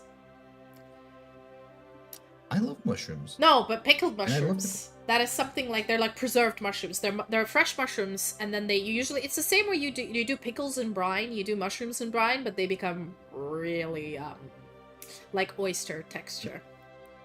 Never had an oyster. Well, they're very Always slimy. disgusting. Very slimy. Yeah, okay. But they're delicious because they're mushrooms, but they're like mushrooms in slime. I love that shit because I'm Slavic. Okay, if you don't eat mushrooms, pickled anything, you have to get used to pickled things like pickled herring, salted herring, pickled herring, pickled mushrooms, pickled tomatoes, pickled garlic, pickled onions, tomatoes are pickled onions, and amazing. pickled eggs. I've not tried in the UK, but I do like pickled tomatoes. Those are quite nice. Oh, I will throw up. What the fuck do you mean you pickled an egg? Yeah, I've not had that. Sounds I've not had vile. that. Not had that. That's disgusting. So I think we're Yeah. out of crisp flavors. So chat, if you think of any unique crisp flavors, write them in chat. Otherwise, we'll probably move on to some other topic at the moment. But that was fun. I like the little back to back. Yeah, it's so pretty funny because they're despite being pretty close to one another, we have like very different flavors. Like Exactly, and especially I love how prawn and none of us cocktail. mention cheese because that's the most common flavor. So you just ignore it. I don't know. Cheese is like I would call it like an uncommon rarity. Like Oh my you god, can what? find it, but it's like not a favorite. It's because it's always everywhere. the same powdery shit. It's so mid. Yeah, well, I like cheese in any shape or form, so I'll No, take don't it. get me wrong. I love cheese. I really like cheese, but it's like I don't know. It's just not the correct. You should never powder cheese. Yeah. In my opinion, in my Yeah. very humble opinion. I mean, unless it's Parmesan.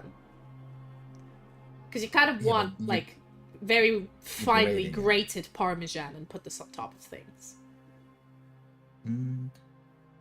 I prefer when things are like very not thick, but like whenever they're like not that fine grated.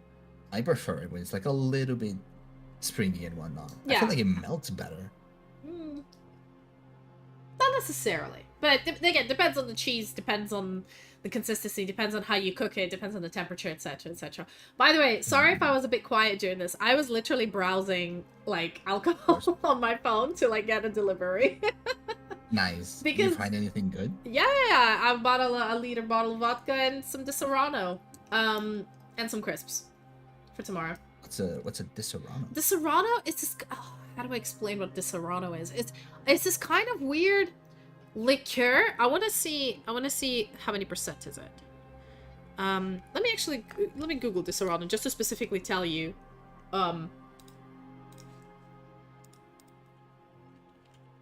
We could move on to a conversation about alcohol. I mean, sure. Because I would really like to learn more, because I've just had like I'm not like even a brand person. I just tend to just grab vodka because it tastes okay. like I can give you a run through with any questions. But yeah, it's an Italian liqueur. It kind of it's really used for a lot of cocktails, and the flavor, like, you can make a Disaronno sour where you have that, lemon juice, sugar syrup, and egg white. This sounds disgusting. I hate eggs in a cocktail. But yeah, it's kind of, the flavor is like marzipan, Madeira, like vanilla, toasted almonds kind of taste. I love vanilla in any form. I feel like Disaronno tastes a little bit like liquid tiramisu, would I say, but without the cream. If you just took like coffee liqueur and a bunch of like marzipan nuts, yeah, I don't know, it's a unique flavor. It's unique. So Disaronno, I think it's very similar to amaretto. Like, you can have a version of Disaronno with amaretto. But I don't know. It's an Italian liqueur. I don't know how many percent is it. Let me check. Does it say?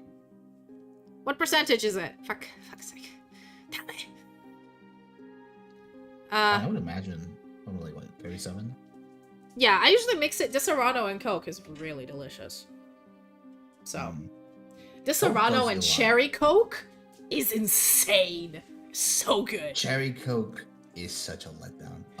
Cherry Coke and Disaronno, it upgrades the cherry Coke. it's good. I did not expect it to be that good. So, okay, so as your resident alcoholic, what would you like to know? Would you like to know more about spirits? Would you like to know more about beer? Would you like to know more about wine? Would you like to know more about cocktails? Give me a list. What do you want? I feel like I got enough. I've talked with a German, so I feel like I have some knowledge on beer, and I know some stuff about wine. But plus, we also have extremely different wines over here because we have like our own wineries. But I'm mostly interested in liqueurs because I don't really get a reason to buy anything different. Chat wants cocktails and you want liqueurs, which can overlap. So, actually, you know what? I'm just gonna go to Amazon, and just search liqueurs, and I'm gonna go one by one and see if I've tried it. So, basically, the standard one would be limoncello, which is an Italian liqueur. It's like a lemon liqueur, and you drink it as a shot. You don't really put limoncello into anything. I've never seen a cocktail that required a limoncello. There might be one, but so far from what I remember, it's just like either an aperitif, like before dinner, or after dinner. You just go, you know. I should start writing this down. Yeah. Now, Disaronno is one of those, again, Italian liqueur. You can drink it on its own. It's very like nut based, so it's like very, if you like nut cakes or almonds or marzipan, that's kind of the flavor of it. Or it can go well with Coke. It goes well with Coke, Pepsi, you know. It goes well with flavored Coke and Pepsi, but I've not tried it with anything else. It also goes really well with cranberry juice. Also never tried cranberry juice. Disaronno and cranberry juice is pretty crazy. Right. So there's Baileys. Everybody knows Baileys. It's like it's basically it's the cream people. Alcoholic cream is what it is. Yeah, I love that shit. And you can do it with anything, really. Right. I used to drink it raw. There is what is it called? It's not on here, but no. There's Chambord, Chambord is a raspberry liqueur, and the reason it looks really cool is because it's the only liqueur that comes in a bottle that looks like a little holy hand grenade. I'll send you the picture. I'll send you stuff on Discord. Yeah, please do, because I've never seen anything like that. This is what it looks like. And it's very small, and it's a part of one of those cocktails that my partner makes. So that's because it's raspberry liqueur, it goes well with anything. But what it really goes well with is peach schnapps, raspberry liqueur, vodka, so a shot of each, and then half 7-Up or Sprite or whatever, like lemonade, and then half orange juice. We call that a Valhalla. It's amazing. That is a lot of stuff mixed into one. Holy. I mean, it's so good and so addictive. It doesn't even taste like alcohol. It just tastes like orange juice, like a sparkly orange juice. It tastes like sparkly Fanta, but better than regular Fanta because it actually has orange juice in it. And then you keep drinking it, and then in like an hour, you drank a bottle of vodka and you're drunk. It's good. It's the best summer drink. So if you want the recipe, it's 1 shot of vodka. You can get Smirnoff is good enough. Absolute is mid. Go for Smirnoff. I hate Smirnoff. Go for Smirnoff. Or if you have a better one, like pick any Eastern European vodka, it's better. But if you have a choice between Absolute and Smirnoff, Smirnoff is better than Absolute, unless it's vanilla Absolute, because you need that vanilla Absolute for certain cocktails. Listen, I hate Smirnoff. Smirnoff was the one actual alcohol that destroyed my stomach when I drank it. Well, listen, vodka is vodka. It's 40% wherever you buy it. That's not even the thing, because I drink Absolute, I drink Finlandia, and there's also a Polish one that I drink. Oh, Polish one are probably best. Yeah, but that one's like 37.5. I have a Finnish one, which is the Finlandia one, which is 40%. Yeah. Which is really like. So I mean, in the UK, unfortunately the choice of vodkas is very low. You only have 2 brands, which is like, ugh. But with, there's a lot of other liqueurs and stuff, and beer, my god, this place is full of beer. Because it's like, England's very good at local, like, room temperature pale ale brewing, and they're very good at making stouts and porters, which are the dark beers, like black beers. The ones that are like 8%, 9%.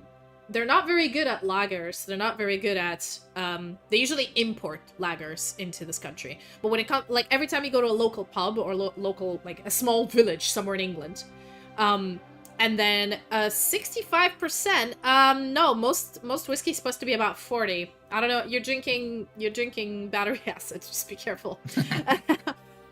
Just drinking pure rubbing alcohol at that point. Pure rubbing alcohol, indeed, yeah. But what was I saying? Yes. I mentioned that words escape me. Yes, I was saying that pale ales, like every small town in England, you will find, the standard Guinness, Stella, Budweiser. No, we don't have Budweiser. We have Foster's. Yeah, that's bullshit. We have Foster's. We have, what else do we have? Pretty good lagers, I guess, mostly Spanish lagers and stuff. But then when it comes to ales, you can always find a local ale, and that would be like something called like Down the Atch, or in the lands of Dover, or some sort of a small local brewery that makes like one type of ale, and that would be only in that local pub that you will find it. If anywhere else in the country you go, you will not find the same beer. And so, like, my favorite thing to do is whenever I go traveling around the UK is if we go to a local pub, I'm like, what's your local ale? And it's usually ale. It's usually not a lager. So, but it's ale. Yeah, they also have local cider. Ciders are quite good. It's a big industry in the UK. Do you know what a cider is? Yeah, it's like fermented fruit, basically. Yeah, but it's mostly made out of apples, or pears, or berries. But apple cider is super famous in the UK, and every place would have apple cider. There's different types, and they're actually quite nice. But they just taste like apple juice that's a little bit alcoholic. It's to my Russian liver, it's basically juice. Like, I'm like, what's the point of paying extra?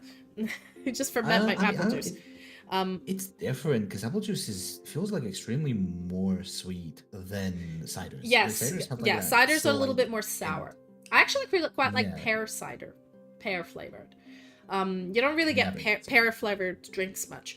But yeah, so I was saying about the Valhalla. Me and my partner usually make a premix, so we mix one a part of Chambord, 1 part of peach schnapps, and then 1 part of vodka, and we mix that in like a liter bottle, and then all we do is we just put out 3 shots of that into a glass and then fill it up with what we need, and then you can have a party drink. So it's like, you know, it's not that much effort. Now, something that's really good for appletini. I love making an appletinis. All you need is vodka and any kind of apple flavored liqueur, whatever brand they have. Best if it's like a sour apple, and then you can mix that and with lime, lemonade, and sugar around the rim. And you got yourself an appletini. They're kind of sour sweet. They're amazing. I have to watch back the VOD and I like write this shit down. Yeah. So yeah, amaretto is an almond liqueur. Di Serrano is more of a marzipan flavored. But usually it says on the liqueur whenever you go shopping. It says on the liqueur itself what it is. Mostly Italian ones have the weird names. What else? I think I've once tried Midori Green, which is like, I guess a little bit of apple flavored, but it's very sweet and very syrupy. And you're supposed to drink it, you just mix it with lemonade. Or you can drink it straight on the rocks. Let me search Midori Green. Yeah. Is that like a really bright green? Yeah, it's like a flavored... Because Midori is green in Japanese. It's a Japanese liqueur.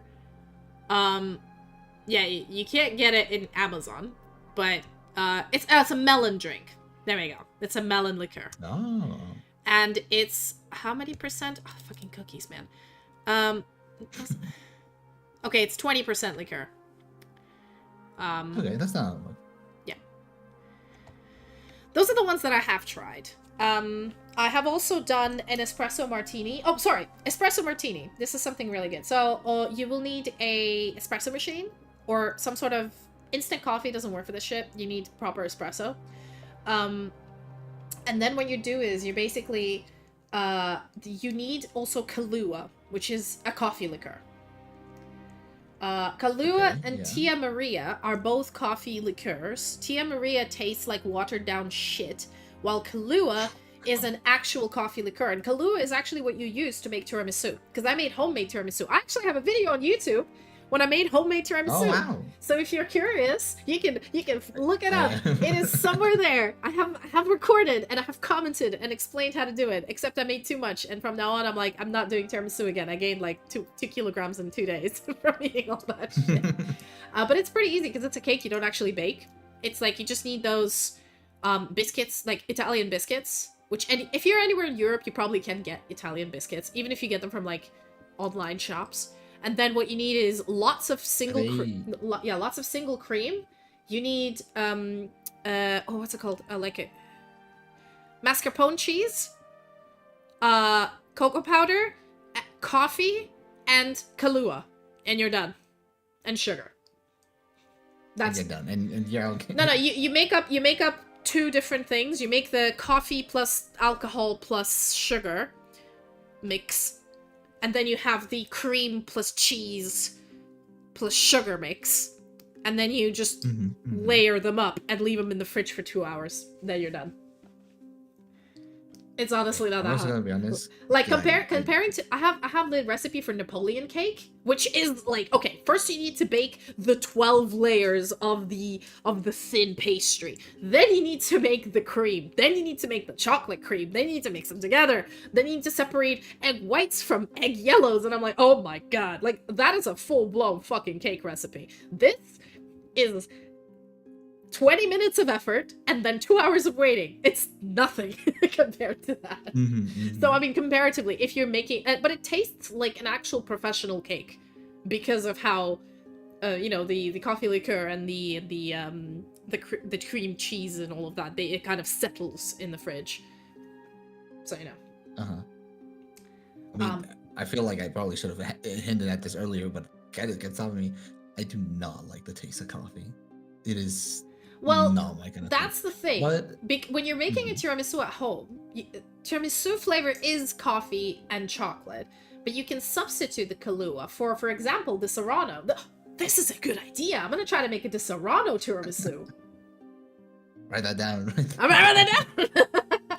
So instead of like coffee, what you could do is you could technically make just, well, I guess hot chocolate would be too sweet. But I could, instead of having a coffee-based and then the Serrano, I could just have watered down the Serrano. Because what you do is you take those little Italian, like little cookie thingies, and you dip them in the coffee liqueur and the coffee, and then you line them after they, absorbed it, and then you put the cream on them. So this way... Now I know exactly what kind of cookies you're talking about. Yeah, what are they called? They're literally called... We have, like, our own brand, so, like, we don't call them, like, Italian cookies or anything like that. But, like, I know which ones you mean now. Like, the long ones. The ones that are, like, longer than the other one. Yeah. They're Savioardi. Whatever these. Ladyfingers, or what are they called?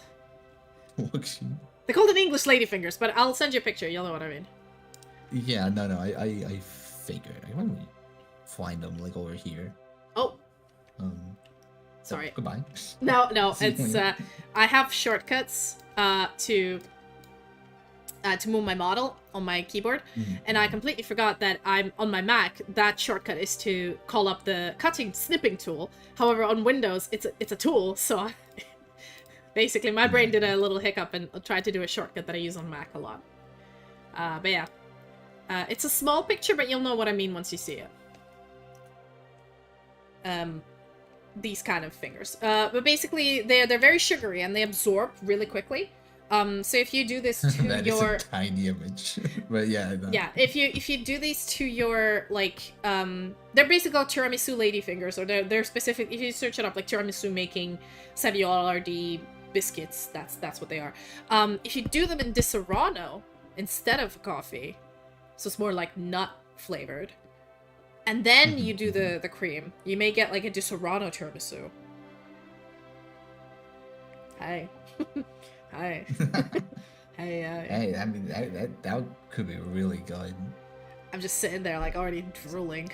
To get all this alcohol. Alcoholic dessert! But yeah, there's a lot. So, anybody in chat maybe knows some sort of liqueurs and has questions, or some sort of cocktails to make? I don't have that much of a range of cocktails, so I'm sort of going between just mixer and booze, and then I go for apple martini, espresso martini, and Valhalla.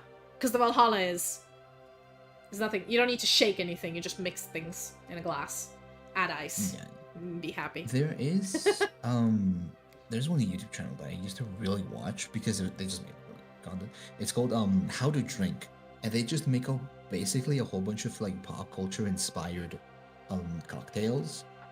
I have to say some of them look really good, and the person also like explains it as time goes on. He's like, oh, use these bitters, use these sours and whatnot.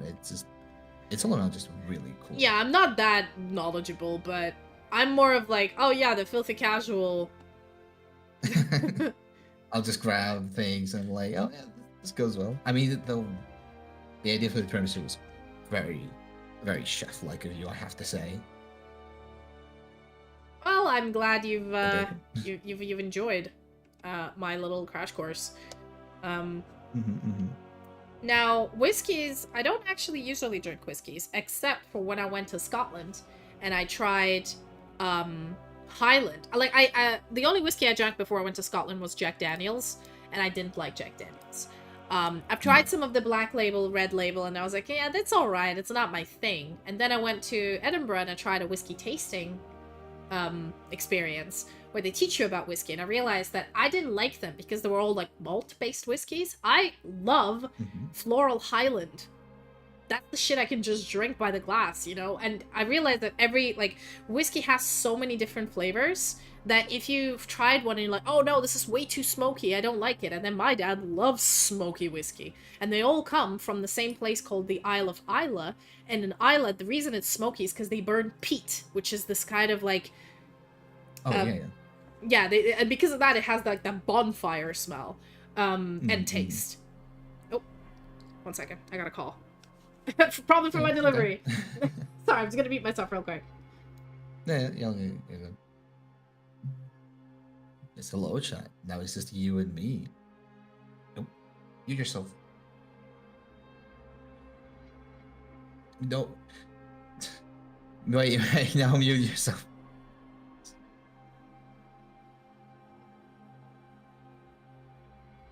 No. Chat, you didn't hear anything. You. I will start fucking screaming if I have to. I don't even know if this was on purpose or not.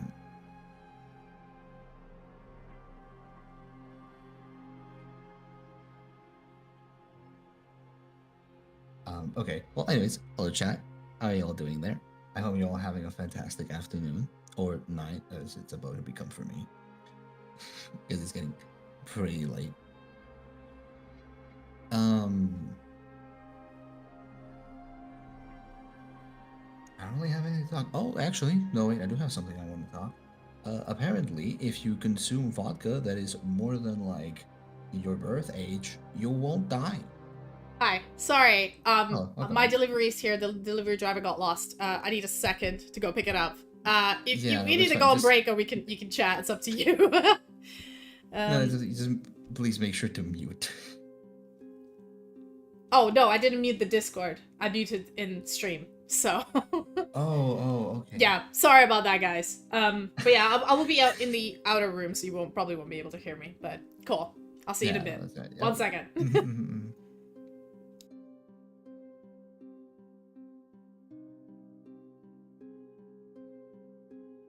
Well, this is quite a precarious situation that I'm in. I feel like as if something may not be quite alright.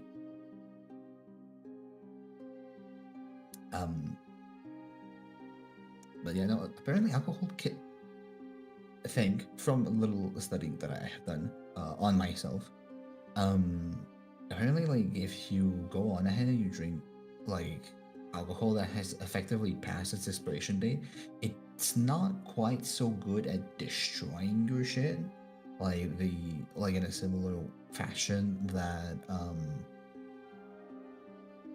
like if you drink something that's like actually rotten, like rotten milk or like whatnot, but it does lose a lot of its potency. So for example, I went on ahead and I drank like 20-year-old vodka, and I was like, damn, this is nothing. This is just bad. So that is one of the tests I've managed to do and not die. Shit, what else? I wonder if I should like bounce off of the situation, because I can't really add anything. She's back. The ghost is possessing her again.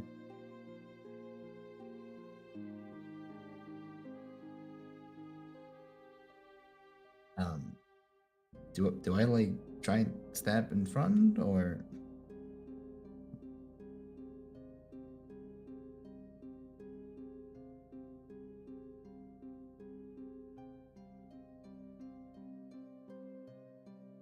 I feel like that was Again, sorry about that. I'm back for good. Welcome back. Forgot to feed the dog. So when the ad starts, I'll just go. We'll take a 5-minute break. For everybody. Sure. Yes, I was tweaking. That's what happens when, because the way. Okay, so my setup. We can talk about the setup now. Your streaming setup. So my setup is I got 2 monitors and I have a webcam on one of them, and the webcam. I'm in the living room, and right behind me is the door to the living room. So whenever anybody comes into the living room, the camera picks their face up. Oh. It's like, oh, you moved. Yeah, well, which I didn't. And for some reason, like when I get up and I move around, sometimes the webcam is sensitive and sometimes it isn't. So because it's not on the phone. So Yeah, it's a bit of a nightmare. But I don't have any iPhone, so I feel like having like all the capturing software from the phone is mostly made for iPhones. I do have an NVIDIA graphics card, so doing the webcam NVIDIA capture thing is doing quite well with my like lip movements, as you can see. I mean, I've set my mouse to be my mouth to be almost entirely based on the microphone, and then like what little actually comes off from my phone. And I also have like an Android. I do not have an iPhone. I hate Apple. How'd you get it? How'd you set that up? I'm curious. Well, you get your Android, and then you go ahead. You have to buy the premium, which kind of sucks. Which app? Is Which that means VTube Studio? Yeah, just VTube Studio. Ah. Yeah, and then you just connect the two. So I have VTube Studio open both on my PC and on my phone. But I also realized that if I have to go on ahead and if I open up my webcam and I try to record things based off of the webcam, it adds extra weight to my PC. Whereas the phone actually goes on ahead and helps distribute a little bit of like the processing power. Yeah, So, I feel like that's the main reason. For me, the processing power is not a problem. I have a new geared up PC, so I could play Veilguard, and now it runs everything on pretty like I don't game on full graphics because I don't have to. But even though if I play on medium graphics, that's already only 20% of my like CPU and GPU. So I'm like, hey, okay, and then the other 20 is OBS and all of the apps open. That's fine. I've not had problems. Maybe I'm overclocking my GPU, but I do check once in a while. I've not had any lag issues with this new setup. So I guess it's fine. Yeah, my GPU is currently at like 48%. And I have to be a lot more conservative with my PC because this it's not doing all too well. And now with the increasing prices and like GPUs and RAM, even if I got the money I was supposed to get, I still would not be able to upgrade. It would just be like a waste of money with the current market. Yeah, I managed, like, when I was upgrading this PC a year and a half ago, I think, it cost me a month's salary. But that was everything, because my PC I built in 2018, the first one. And I haven't upgraded it until 2024. So it lasted pretty well, 4 years. That's pretty good. Oh, no, longer, 6 years. Like 6 or 5 years of constant use and streaming. I did have a graphics card just die on me. So I had to change the graphics card on that old one. But then whenever I wanted to upgrade the graphics card or upgrade the RAM, unfortunately, I needed to change my entire motherboard. And when you change the motherboard, you, of course, need the new CPUs and everything else. New power bank. So which is why my upgrade cost me a month's salary. But that's including also better screens. Because my old screens, I got them for like £20 from like a cheap secondhand shop. Because they were just screens, right? But obviously now that I have like... a 4K, like a GeForce RTX, what was it, 4080 Ti, that have the freaking AMD Ryzen. I mean, for those of you who are curious, all of my new upgraded things are in my about section on Twitch. But like, when you have all of that cool shit, like, and having shitty monitors, that's like a waste, a waste of the current GPU. That is 100% a waste. So now I have what is it, 14,000 hertz, 4080. Or the 4K monitors or something. I don't know. I have like very good refresh rate.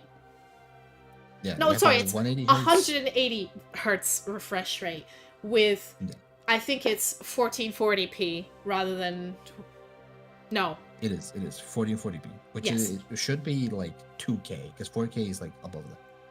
Yes, I think, the 2K monitors, because I don't need 4K, I'm not that fancy. But like the moment I switched, my eyes were like, oh my god, the refresh rate. It's the refresh rate that really bugged me, because I'm so used to such a low refresh rate, that when I got the normal refresh rate that everybody else has, I was like, oh, wait, you actually can see smooth movement? What is this? And also, obviously, everything was much smaller on my screen, so I had to like resize everything, but it was great. But I mean, because of that update, and because I needed like, the one thing I didn't change was my mic. Everything else, and my, I think, case. But everything else I've switched. Yeah. And like my webcams and my keyboard. But that's why it cost me like $2,500 or like $2,700 or something. Because I bought everything in one go. Like I was like, all right, motherboard, this, and the most expensive thing on this was obviously the graphics card. Yeah, yeah. I Like, mean, even at that point in time, the scalping was still happening. So yeah, and also prices were already the high. 4080 at the time, it was just when the 50 series came out. So 4080 was still pretty good, but it wasn't like the new series. But I think the most important thing to me was to get like the motherboard that was compatible to like I can upgrade this now, so I don't need to change my motherboard. I can just get a new GPU or get a new CPU or add more RAM. There's space on this motherboard now, so I don't have to do it in one big fell swoop anymore. Yeah. That's the problem that I'm currently having because I've bitched about this a lot of times. Effectively, I was like in a program that was supposed to pay for like my internship and stuff like that, but I have yet to receive the money. And I was gonna use that to like upgrade my whole PC because first and foremost, this PC does kind of need a change in a little bit of everything. Like the GPU is not terrible, but it could definitely go ahead and be better. It's like back a bunch of generations. The CPU is like okay, but it could go ahead and use a little bit more of a boost. I have DDR4 RAM. There's DDR5, which would go ahead and be a whole lot better because I'm having crashing problems with my RAM, and it's also does not want to work at max capacity for whatever reason because then it just keeps Yeah, crashing more and DDR4 more. is a nightmare. I've had this is the reason one of the reasons I upgraded as well. My RAM was just being a bitch. Especially Yeah. RAM is important when you're I think RAM is not as important when you're just playing video games. When you're streaming, playing video games, having other shit in the background, RAM's that was the bottleneck for me. Is that because it completely has to like keep getting new and new stuff? So like yeah, and I'm currently like right now facing this sort of problem where it's just like even if I were to go ahead and get money, there's like practically no point in upgrading. Things are just not mean to be a doomer, but things are only gonna get more expensive as things goes on. Yeah. With the I whole find I only upgrade when there's a game I want to play and it just no matter what I do it won't run. Or I'm I mean, streaming and that makes I'm sense. having RAM problems and I'm like I need new RAM, but to do that, literally the only reason I upgraded is because I need a new RAM. I need a DDR5 because I just could not stream with what I had, and no matter how much balancing I fucking did, it wouldn't work. But because the old motherboard didn't take DDR5, I was like, right, new motherboard, which means new CPU, new GPU, new everything. It's pretty mad. Yeah. But yeah, I don't think I'll ever do that again because that was really, really, really expensive. I was in the black, or sorry, in the red for a while. I mean, of course, as any normal, self-respecting 30-year-old full-time worker, somehow I do have some savings, but this ate up into them a lot, and then to recover that savings, it took me a while to get back. Yeah. And when I say need, I don't really need. I don't work. Like, my work pays for my... Like, all of my work is on Mac, because a lot of the software that's written is written for Mac, and there is no Windows alternative, unfortunately. So you can't work on a Windows. And because most of our software that we use is on a Mac, we generally, like, when you start work in my kind of field, they just give you a MacBook Pro, and you just do that.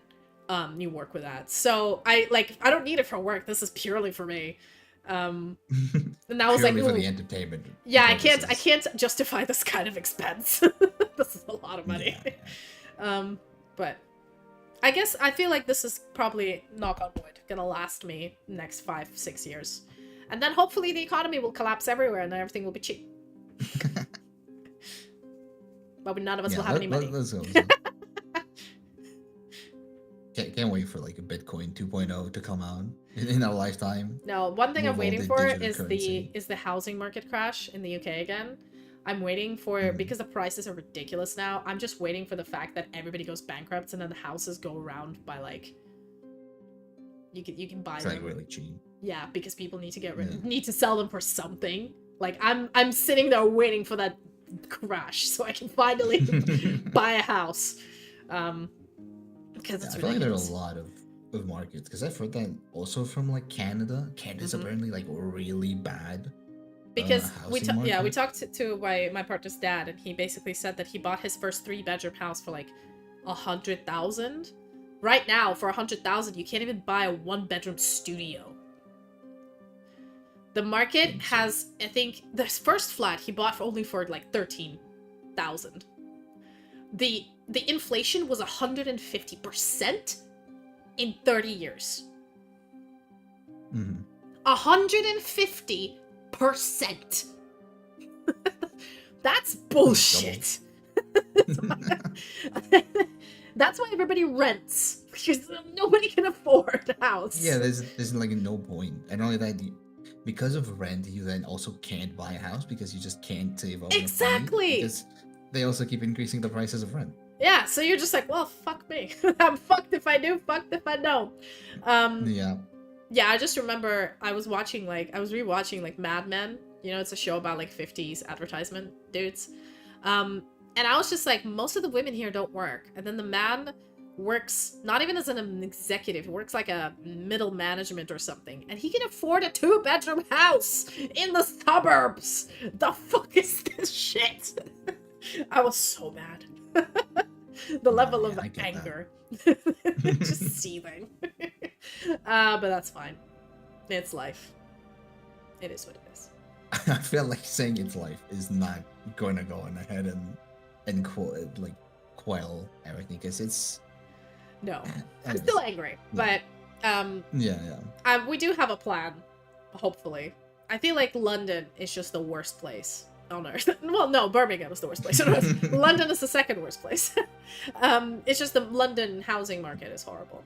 Outside of London, it's not as bad. I think the prices are at least half of what the London prices are. So I was looking around and like, let's say a 3-bedroom apartment. Or no, actually, 3-bedroom house. In London, that would minimum $500,000. You can go up to 750,000 for a 3-bedroom. Not even a big house, just 3 bedrooms, okay? That's like, you know, 1 kid, 1 guest, 1 parent. That's it. Like, that is a pretty standard cookie-cut American house, right? Outside of London, that kind of house could go anywhere from...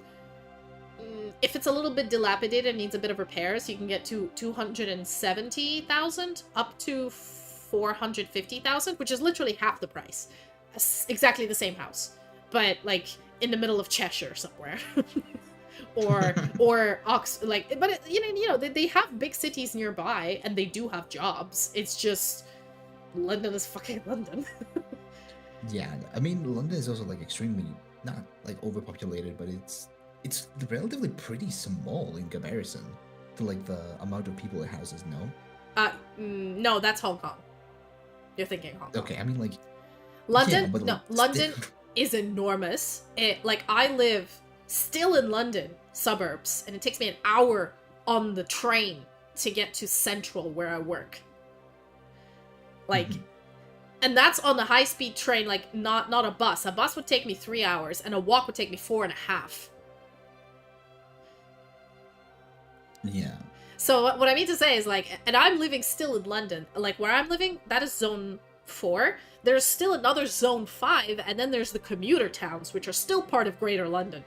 And I'm like, so it's similar in size, let's say, to Moscow. It's similar in size to New York. Yeah. It's similar in size to those big cities, I'd say. But in comparison, like, I guess the amount of people that lives here is a bit less. But there's a lot of flux, I'd say. A lot of people go in and out. And a lot of people in London don't actually live in London. They live in, like, Surrey.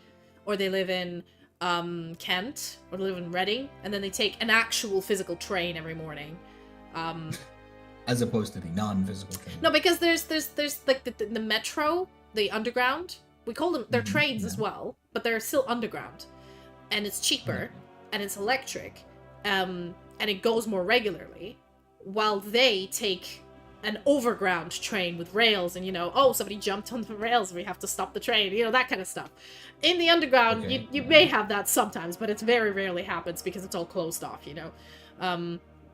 So they have a lot more delays, and obviously those trains are a lot more expensive, but they technically don't live in London, so their they wouldn't be counted in the census. So when you say, like, oh, the population of the city is this, they would not count these people. But they are the people that commute into London to work. So there's an entire, I'd say, 20% of the population of London that actually doesn't live in London. So they wouldn't be counted as residents of London, but is in London most of the day.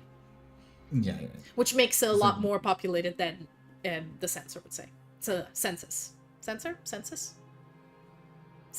Mm-hmm. That's the word. English, not my first language. It's hard. I forget words. English is also a very weird and interesting language, anyway. So, I mean, in comparison to other languages are for sure, like Japanese is probably a lot weirder. I think weird, it depends on who you are. Like, to me, Cyrillic languages aren't weird. Like, when I hear Bulgarian or Polish or Slovak or Ukrainian, I'm like, yeah, no, that's fine. It's just, I can kind of get it. And then there's my partner, who's like, I show him Russian, he's like, I don't know what any of this is. This is all gibberish to me.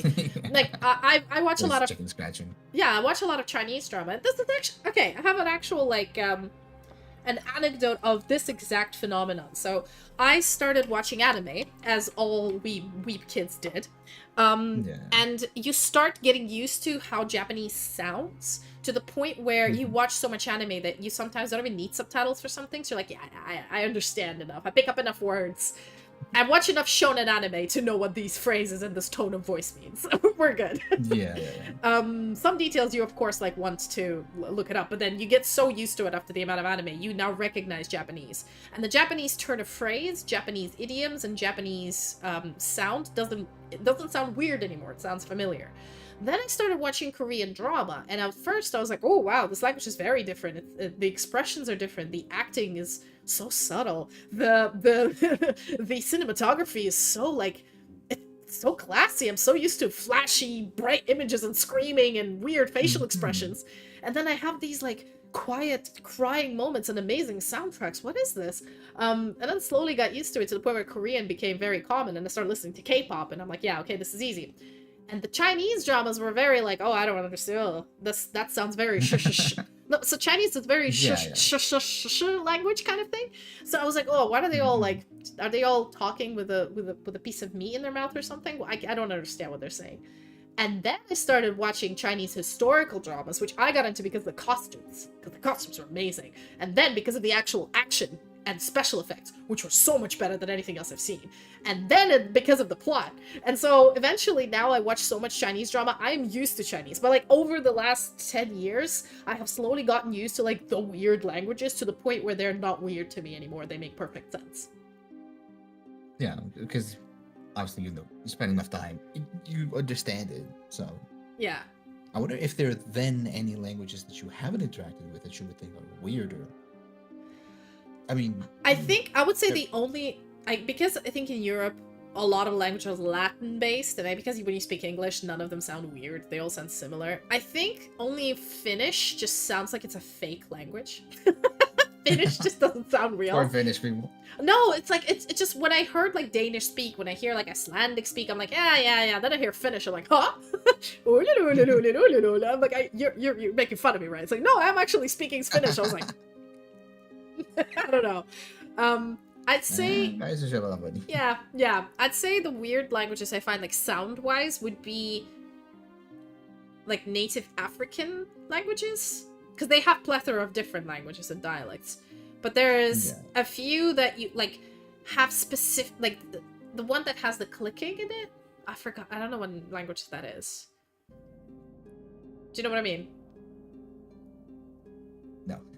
So there's a okay, this can be, don't construe this as racist, but there is, I don't know where, in one of, like, it's an African dialect of their native language, on the continent of Africa. I do not remember which country, but it's like you say a name and then like you're speaking, then you go, like, you click your tongue, and that's part of a word.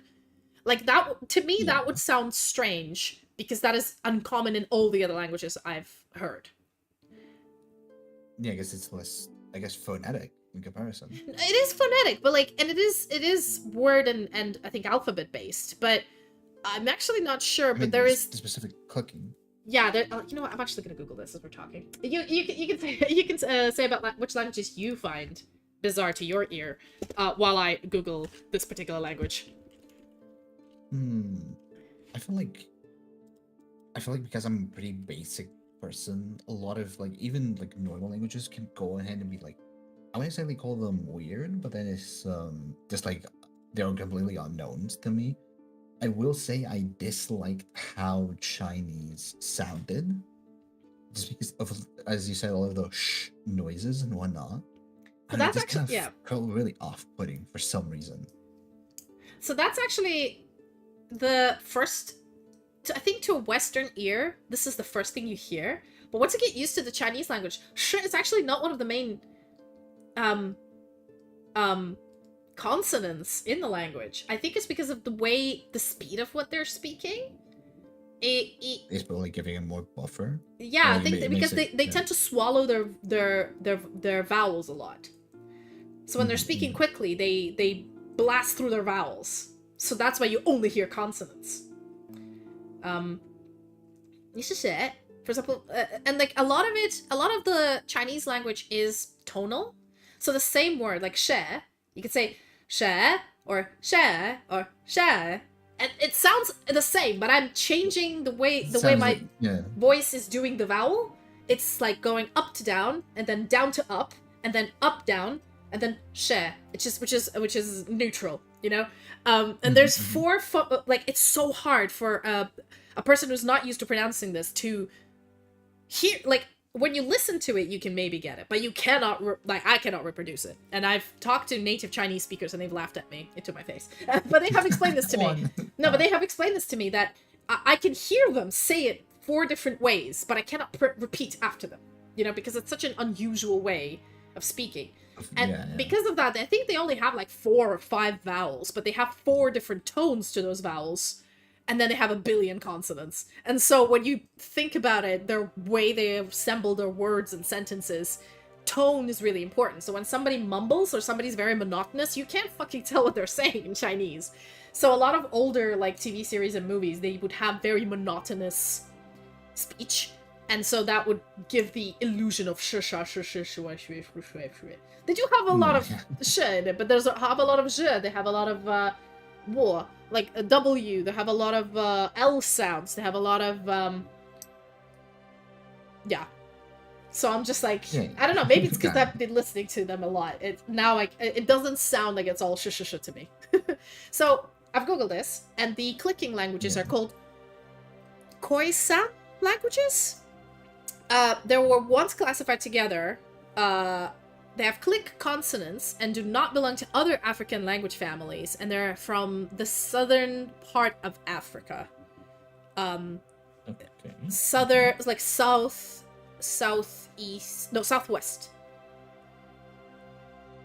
But they've been classified in the 1960s. But that's like a general. It's a group of languages that are part of this one. But I think, they have extreme variation. They have shared clicks. So yeah, there's about. And then like if you go to Wikipedia, there's different families and branches of this one. There's like Hadza, Sandawe, Khoi language, Tu language.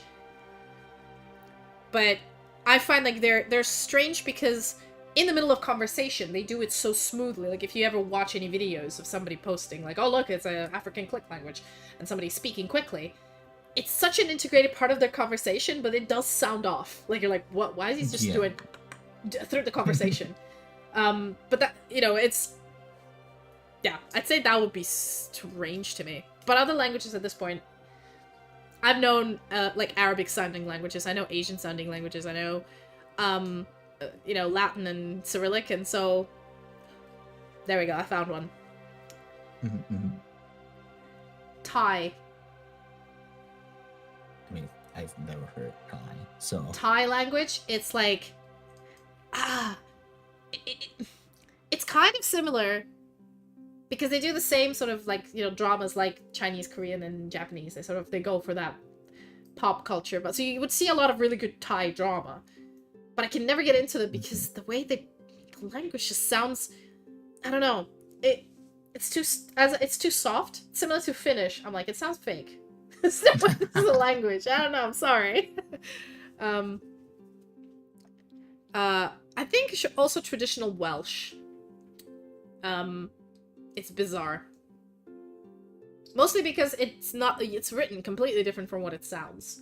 And if you've ever been to Wales, any of the names of places, No. they have way too many consonants. And sometimes it feels like they took a word and they said, this is too English. Let's add, like, there's an L, let's add another L. There's a D, let's add another D. Why? No reason. We're gonna pronounce it as it is, but we're just gonna write it weird because we want to. And I was like, who made this language? My cousin lives in Wales, so I've been to Wales a lot, and every train station would have things in English and things in Welsh, and every announcement would be in English, then in Welsh. The Welsh sounds beautiful. It sounds like it's an elven language, but the writing, fucking hell, man. School must have there's like that massive like name for a Welsh town was like yeah. It became like a very big meme for some point in time. Yeah. Oh, hold on. I'll Google it as well. I just know it's like go. Yes. That's oh all god. I can remember. Yeah. How do you pronounce it? I'm gonna hear it. I'm gonna see this TikTok that says it.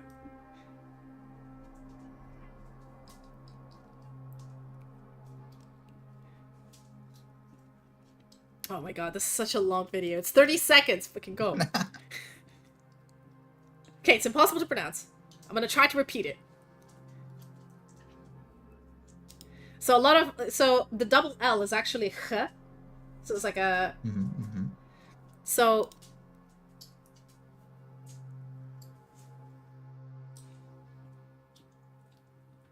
Yeah, the end of the word is go.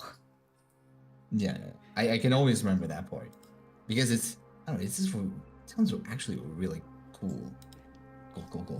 Oh, so I'm watching a video where not even an expert says it. It's a person reacting to an expert saying, this is why I hate modern media. I fucking click the first video and the most watch is not the expert. Somebody saying, oh my god, I don't know how to say it. Let's watch an expert say it. I'm like, bitch, I don't care about you. Show me the expert. Get to the point.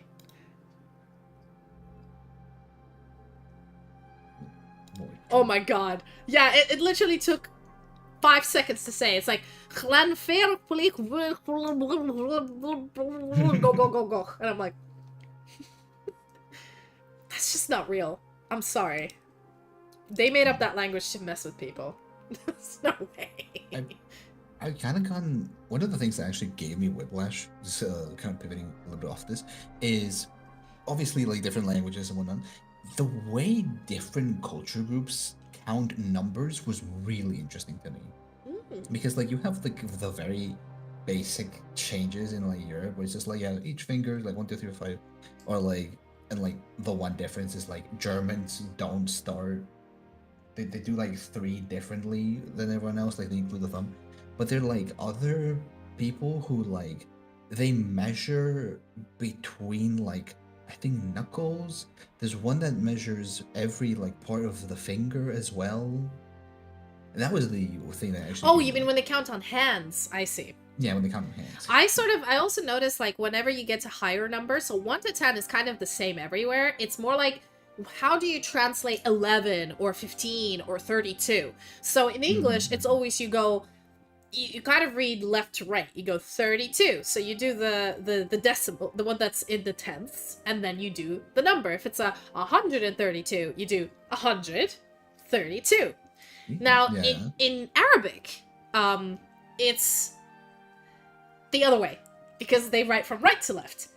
And so whenever you want to say, I am 19, you basically say, I am 9 and 10. And that is something that they used to say in England in olden days. 19 came as a... Well, 19 and 18 is the same, but like when you say, like, 25, yeah? They didn't used to say 25 in England. They used to say 5 and 20. Which is an Arabic way of saying it. 25, 5 and 20. But that's still like a relatively normal way to say numbers. Like I know in France they do like weird number equations. I don't know if that's true though. It's just that I think it is. I've looked up and somebody said like higher numbers like 32 would be like 18 plus 5. I'm like, but bruh. or like 18 plus 4, or like 28 plus 4. I was like, why would you, like, the way you pronounce it is that. I'm like, why would you say that out loud? You counting in the 28th? Like, what's your deal? But yeah, I still need to corroborate whether that's right. But I think that's fascinating of, like, how do you get to, like, higher numbers, not just 1 to 20. But I don't know French, so. I've just seen a video on it, but yeah, Russian is pretty standard. It's very similar to, like, how we say in Latin now, like 25 is what's bed. Yeah, I can say that for, like, saying over here. Yeah, even in Asia, even in Japan, the way you count is you always go, like, something 100, something 10, something less. I wonder if that is, like a general thing that came apart differently, or if it was, like, some kind of shared knowledge that went around. It was just like, oh my god, this is ingenious. We have to change our system. I think, I mean, they're just theorizing it here, but maybe when you're basically counting or doing trade, right? You've just exchanged something for 125 sacks of grain, let's say, right? The sack of, like, the 100 would probably be in a cart or in a chest, because that would fit 100. So you would count those out first, because those are easiest, right?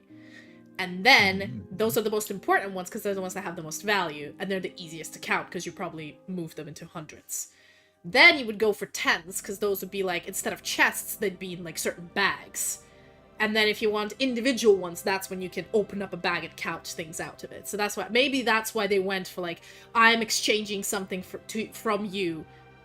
I'm gonna obviously count the more precious items first, which is the bigger chests. Yeah. Then I'm gonna go for the smaller ones, and then I'm gonna go for, like, the nitty-gritty details. That's my 2 cents of how it went. I don't know. Or maybe it's the humans' condition to go from bigger to smaller, rather than from smaller to bigger. Yeah, maybe. Right. I'm gonna step away for 5 minutes because the dog is begging for food. I'm gonna give him something to eat. I'll be giving less than 5 minutes. It'll be like a minute. But yeah. Yeah. Take your time. I feel like a little break would be okay.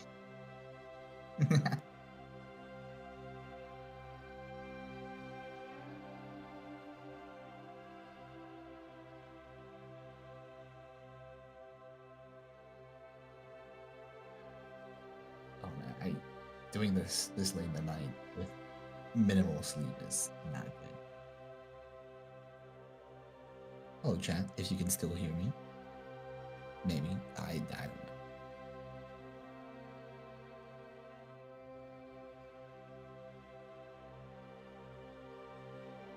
Yes. A buck. Welcome back. So I have to tell the dog to eat, or he won't. He'll just stare at me, and he'll drool. So sometimes he doesn't listen to me. I go, eat, and he looks at me. I'm like, eat! And that's okay. Tell him a few times. Were you the person who said that they had a problem with, like... probably aren't. I remember someone telling me that they had a problem with their dog where, like, no matter who, like, they specifically had to give the command to the dog to eat, otherwise no one else could get the dog to eat. No, he eats. Anybody tells him to eat, but you have to do, like... He has a spot where he eats, and we haven't moved with him yet, so we don't know if he will instinctually follow that same spot. But basically, whenever you put something in his bowl, and then you have to point to the bowl with your hand, and you have to say, eat, and then he will eat. But anybody can do that. Okay. Sometimes, if nobody is doing that and he's hungry and there is food, he'll eat it. But, yeah. Was this like a thing you trained him to do, or was it just like a naturally... Yeah, we've trained this as a puppy, because when we were training him to, like, sit, lie, and, do the basic commands, because, we don't want our dog to be a freaking show pony, right? We don't want him to jump hoops or something. We just wanted to teach him certain commands, like sit, stop, wait, you know, so that we can take him for walks and, you know, he can listen to us. And eating was one of them. He still doesn't fetch, the little idiot, but he does everything else. So, you know, we trained it with him when he was a puppy, and so he's kind of used to it now. But you can always retrain a dog. It's just harder, but it's not impossible. All you have to do is you have to be consistent and you have to be patient. And if they do it right, you have to reward them. And then if they don't do it right, you can't tell them off. You can't tell them off. And the idea is, even if they've done it right a few times, tomorrow you'll do it again and they won't do it right. And it's just patience and sticking with it. And then months later, it's going to be a habit. Yeah, they're going to like actually fire up and you're going to be like, yeah. Yes. But it takes a little bit of time for them to do this. Good? Was that good food? That's so cute. Do you give him just dry food, or? Yeah, we have a little bit of wet food, but we mostly give him his like pedigree kibble, because I think he's used to it since he was a puppy. We sometimes do give him, like, when I cook chicken, I give him chicken. When I make mashed potatoes, I give him mashed potatoes because he loves that. Mostly like leftovers. Like, I've cooked mashed potatoes and there's some left in the pot, and I just put the pot down so he can lick it because I'm like, eh. I think one time I was making tiramisu. Yeah, I was making a tiramisu, and I think I added some vanilla to my just regular cream and cheese. Usually cream and cheese is okay for him, but I think the vanilla, he had a really bad stomach upset. So since then, I've been really careful what I give him to eat. What we do is as well, like if I have cooked chicken or like oven baked chicken, as long as there's nothing else with it, like chicken and honey, loves it. He loves broccoli, loves raspberries, loves banana. All I'm hearing is that he has amazing taste. He is a fantastic... Yeah, he has a great taste. But to be fair, he's really not picky. You know, sometimes it's hard to get a dog to eat a pill. He'll just chew it. He doesn't give a fuck. He'll eat it. That's good. He's not the type to be like very, very picky, which is good. I think the only time he was picky is I was eating cucumbers and he wanted one, so I was begging for one. I gave him one and he was like, what is this? I'm like, you were asking for it. And he's like, no, I don't like it. So cucumbers, he doesn't like. A 90% water vegetable. Yeah.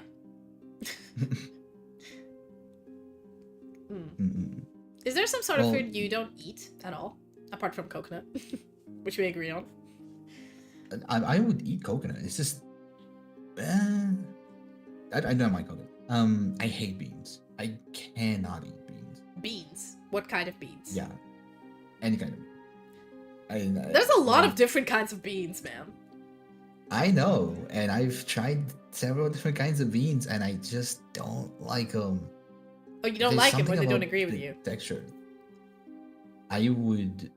Like, if someone ever cooked, like a bean dish, I would immediately just eat anything else, or I would just like not eat at all. Okay. Just because I cannot, like, they're terrible for me. Like, as a kid, I used to eat a lot of kidney beans. My mom would give me those a lot. Chickpeas are kind of beans. Are they? Yeah, I think. They're not peas. They're called chickpeas, but they're actually beans. I'd say like pinto beans are new because I've not been to Mexican restaurants a lot, but then when I came to the UK, I was just like, oh, Mexican restaurants. Pinto beans are alright. I like black beans because like the black bean paste is quite nice. In India, they do this like dal, which is like bean paste thing you eat with rice, which is nice. Yeah, okay.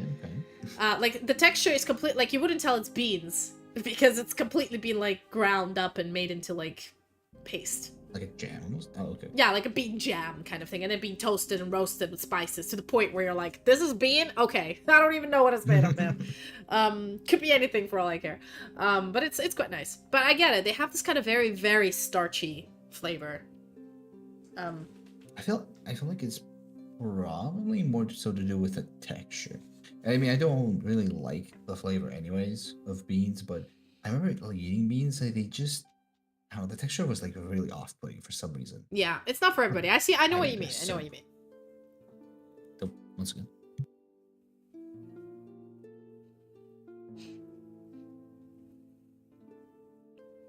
Sorry about that. I had an intrusion. Oh my. It's an intruder in my abode. There's an intruder in your abode. Was it a cute intruder or? It was my mother. Oh, So but by cute intruder, sometimes I mean like a pet that just came in and you're like, oh, hello. no, I have no pets. My brother has a cat, but I have not grown up with any pets ever. So Would you like to yeah, have a pet? my only. I love dogs. They're like, I've looked at dogs and I've searched the guides to be like, which are like the simplest and easiest dogs to have, and I absolutely love wiener dogs. But at the exact same time, I am really scared of having to take care of another being, because it's like there is no real time where you can be like, fuck you, do whatever you want, because it's a dog. It's obviously not gonna be able to like sustain itself, and I'm like really scared because like, what if I'm not doing like mentally well, and then I have to go ahead and I would have to like push harder and harder, and I would not want to mistreat an animal, especially when it's like a companion animal. Yeah. I mean, I was kind of the same as when I was raised with a dog a lot when I was a kid. And I think now that I look back at it, we actually might have done it wrong because I was 14 when I got the dog. And my parents were working full time. I had school. I had like 9 hours of the day I was out of the house. And since it was a puppy, we like, the flat was big, okay? It had a lot of space to lounge, to walk around. It always had fresh water and food and was always warm and, taken care of. But we'd only walk it once a day. And then we'd take it out to, I would take it for a long 2.5 hour walk. So it did all of its business, but it had to like wait for me to come home. And it was basically on its own 9 or 10 hours of the day. And I think because it's done that since well, I say it, but she's done it since she was a puppy. She lived 16 years of very healthy life until the last few years where she wasn't. But that's pretty normal for dogs. Which is quite long for a large breed. And all she did was when we all went to work/school, she just slept during the day and was awake during the night. That's it. That's it. You just learn to adapt. Yeah, but like when when I moved to the UK, I lived alone most of the time, or like in student accommodation, and I was like, I don't want to get a dog, mostly because I just wouldn't have time to spend with it. But then when I moved in with my partner who works from home, I was like, right. So the majority of the year, perfect. Yeah, majority of the year, the dog will actually have somebody in the house with it. Like, I remember we've left him alone. The longest was 10 hours. But obviously we've walked him, fed him beforehand. And we immediately fed him and walked him after. So it was like... But it's like, in the 2 years of his life, that happened like 2 times. So it wasn't a regular occurrence, and I'm thinking, I don't think we're mistreating this dog. He didn't jump out a window, freaking idiot. But that's on him. Yeah, that was insane. Fully on him. Like, we did anything possible to prevent that, and the idiot somehow still did it. He's recovered now, but I'm like... That's fully you. And like, to the point where his leg just wasn't healing, and the doctor was like, oh, you might need to do surgery, and I'm like, unless it heals properly, and I'm like, right. You are now caged, and we got a big cage up in the living room, shoved him in there, and we're like, for a week, I've done that, and guess what? That's what made it better. His foot is now healed. He did a very good run 2 days ago, but he's having a few rest days because he was limping after that. Just to make sure that, his joint and muscles get stronger. We're gonna start him on regular, I can't say the word because he's looking at me. The regular ganders. I started saying proper gander, or a propaganda. That's our code word for taking him out. Okay, got it. So he doesn't understand and start, whining. Because he now recognizes the W word, so he's like... But yeah, I think starting tomorrow, probably, I'm gonna, maybe before our stream, take him for like an hour-long stroll. He also doesn't get stroll. But yeah, I feel like... It seems like you're taking really good care of him. Yeah, but I feel like the puppy phase is the one that requires a lot more attention. It was like having a newborn baby. Like, every 2 hours he needed to go out. Every 3 hours he needed to eat. He used to sleep the entire time. He was, uber cute. But he really needed a lot of attention, and he needed constant supervision. If you didn't want him to mess in the flat, you needed to take him outside. It's easier if you have a garden, but if you're, like, living in a flat or an apartment, we had to time it really well. Potty training was crazy. But, like, I feel like most of the crazy stuff was done in the first 7 months, and then after those 7 months, he was pretty much... It depends on how you train them. I think maybe it's because I've had a dog before, it wasn't as scary, and then when I trained him, now it's like, 2 out of 2. I have done the training. So if I had to do the training a third time, I'm like, I know what I'm doing. But it's getting extra teeth swirling. Yeah. Yeah, but it's also every dog is different. It's like every person, their child is different. Their behaviors are different. I'd say for a person who is first time dog owner, I'd say do not get a puppy. I mean, you can train them to do whatever you want and, you know, to behave the way you want and get used to your schedule more. But they're also a lot more effort, so unless you have, like, somebody at home with them at all times, that's not a good idea. Doesn't have to be you, just anybody who are like, hey, you need to take them outside for 5 minutes, or you need to change their water 5 minutes, you need to make sure he's fed, or, like, wake up and throw a ball with him and, like, do something. Pay attention to him for 5 minutes every 3 hours, and then you can do whatever you want the rest of the time. He's gonna be sleeping anyway. But I feel like for a first owner, maybe I would say like an older dog, like a rescue dog. But the problem with rescue dogs, sometimes they have behavioral issues. So the reason they have been placed in a pound may have been, they've just been a little bit too anxious or too, like our dog suffers from separation anxiety. It's really bad. And like he hasn't been to a pound, but like anytime any of us leave, he cries. He doesn't rip anything up or destroy anything, but he's uber lonely. Like he can't rest, he can't sleep. He'll just be by the door for 10 hours waiting for us. I'm like, that's not normal, but we don't know how to train him to not do that. Because, you know, the point is we're not supposed to be in the house. So how do you train a dog to behave a certain way when you're not in the house? We even have a camera where we can, like, talk to him through it, but that's just, I think that's feeding his codependence. He's gotten better at it nowadays, but even, like, when we're both at home, he will be lying in a room, like, in a corridor between the two of us to see both of us. And if I stand up and go to another room, he follows me, and I'm like, I'm just going to pick something up, why are you tailing me? But it has happened, like, my boyfriend will go out to throw out the trash. That's 5 minutes. And the dog would go, I'm like, why are you crying? He's gone for, you know he took the trash, so he's gonna be back in 5 minutes.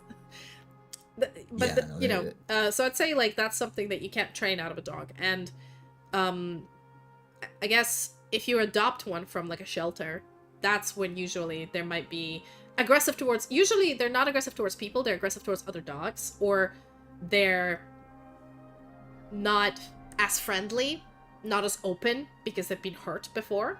But it's when you treat dogs like you treat people, like, the dog has been abandoned and been on the street for a few days before he got picked up by the pound, and even though people at the pound are nice to him, you're a stranger to it and lived on the streets. It's gonna be wary of you. It's not gonna, like, warm up to you right away. It's like immediately. Yeah, unlike you take a puppy who, like a kid, a toddler, who was born, like, a few months ago, never been hurt before. Yeah, it's gonna find any person that comes up to it a friendly face, you know? It's the same logic applies. As long as you do that and be like, if I was the dog, would I feel miserable? And if you say no, then you're fine.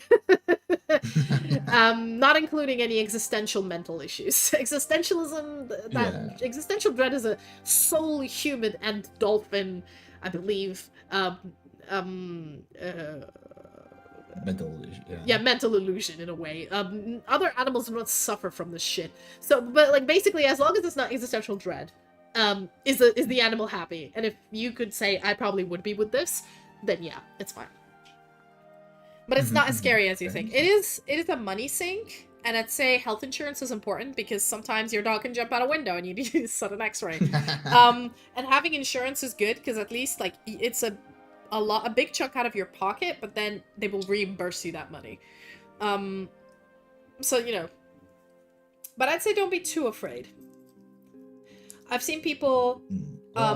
people in the army get dogs all the time, and they live in a very small barrack, like, small room. But, you know, that's pretty normal. to get a dog? I am gonna be going to the army, so like, maybe that will be my calling. Yeah. Yeah, I don't know, just all around. It, But if you're not I ready, just you're don't not know ready. if I myself could go ahead. Yeah, Yeah, I don't know that's if what I I mean. myself could go ahead. Like, What? Scared the shit out of me. I didn't hear Sam come in and he touched my head and that like made me jump. Damn it, I'm still getting goosebumps. Yeah. Scared me. I know my I can't really say all that much because I didn't. Oh no, you don't want to dox yourself. Yeah, but my brother... everybody knows my shit, so it's fine. But you say as much as you like. Yeah, I was just gonna say like, my brother found his cat off of literally on the street as a kitten. I think like on the trash, like being bullied by some other cat, and he like picked him up, and he's been his like sole caretaker. Him and like his friend who live in like in the same building, and yeah. I mean, I guess that is also kind of different because like it's all like a cat and whatnot. Yeah, cats are a lot more independent. They sort of don't care.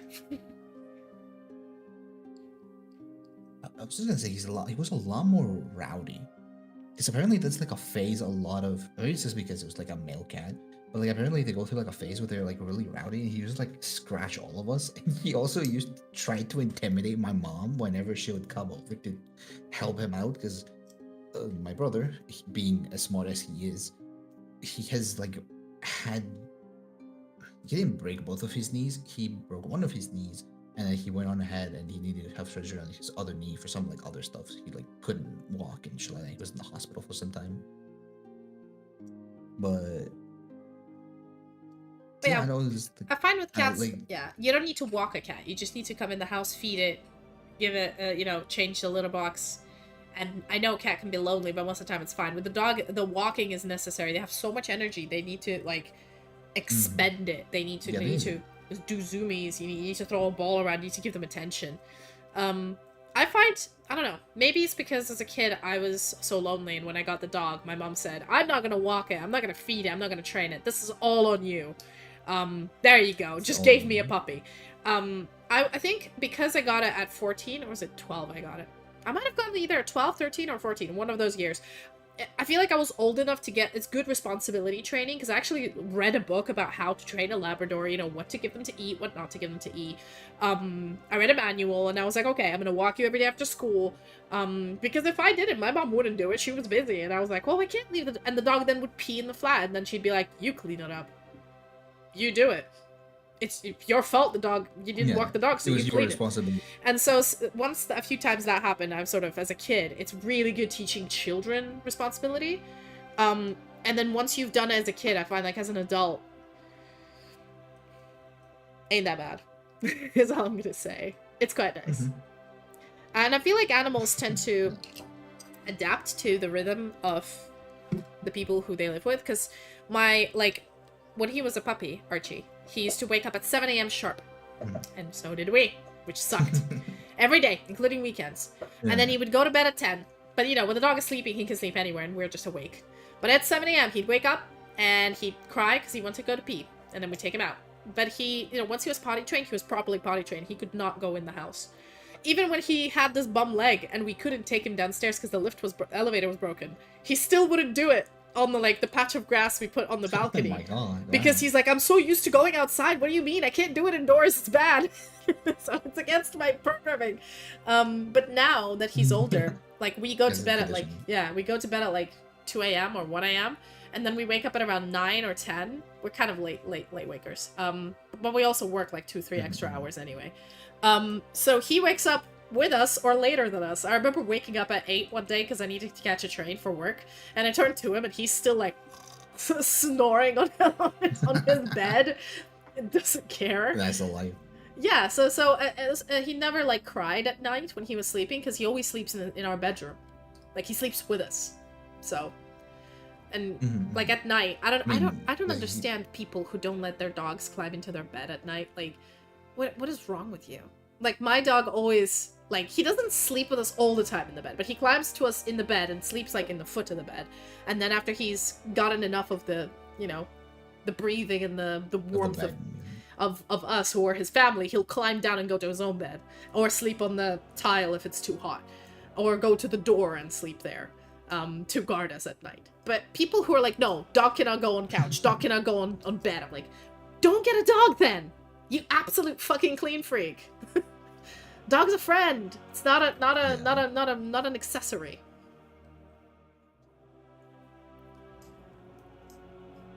So I mean, they're working dogs, but that obviously, like, Yeah. I feel like that might even deepen your bond with it, because at that point it's more than just a pet. It ends up becoming like effectively your coworker if it's like your actual work. Yeah. But those are different as well, because farm dogs also have a lot. They usually live outside.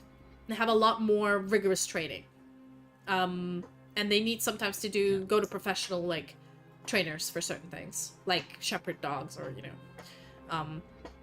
guard dogs and that kind of stuff. When it comes to in the UK, I feel like it's so common to have a dog. Almost everybody here has dogs. It's a very dog-loving country, Really? and most people let the dogs, if they're a house dog, like a house pet, they will let them on the couch or on the bed. But I know, going back to this, I know like my mom has like in the nice living room, she has very nice like white couches. And when we had the dog was allowed everywhere else on the other couches, but not that room and those couches. And I was just like, why the fuck would you have? Like, a specific really good one. I just don't understand people who like. To be fair, to those couches, she wouldn't even let friends sit on them. Like, when they would come from the street, they'd be like, take your jacket off and let me brush you before you sit on it. I'm like, why would you buy furniture that you need to brush people off before they sit on it? Like, don't buy that furniture just because it looks nice, you freak. It's supposed to be there for you to sit on. I don't get it. I don't get it. I'm a practical person. Yeah, no, I understand that. I mean, it could also just go on ahead and be like a thing of like being, of like when you're raised up with like certain things are supposed to go ahead and like you're not supposed to use them because you have to hold on to the fact that they're more rare or more like expensive and whatnot. And that could just like be a thing that's been passed down. Like, yeah, but even I mean, for me, it's like. Yeah. Yeah, No. if we have, for example, wine or something, Uh-huh. and we have wine glasses, you're not really supposed to use the wine glasses. You're just supposed to take a glass and just put wine on it, because they're sort of passed down as these far more like luxury things, and thereby you're not meant to really use them until it's like a celebration or like. Yeah, we something have that that's, as well. But like, worthy we of have it. like the nice glasses or like the nice china that you leave it somewhere. I mean, my mom has that, and we've always had that. Like, she likes to buy that kind of stuff. I don't know. Maybe it's because I've always, since I was 18, I've always lived in rented accommodation. I always moved. I never buy my most expensive possessions are usually tech stuff that I use regularly. Everything else is like, I have expensive alcohol that I haven't touched because I'm like, that is for when I get my citizenship or when I get my PhD or when I get my first this thing. I'm leaving that bottle and I'm gonna drink it then. Like, that is the second most expensive thing. Everything else I buy with the sole purpose of convenience. And I'm like, okay, I don't, like, I'm not buying, like, orange trousers, a blue shirt, and a green hat. Like, that. I'm not that fucking weird.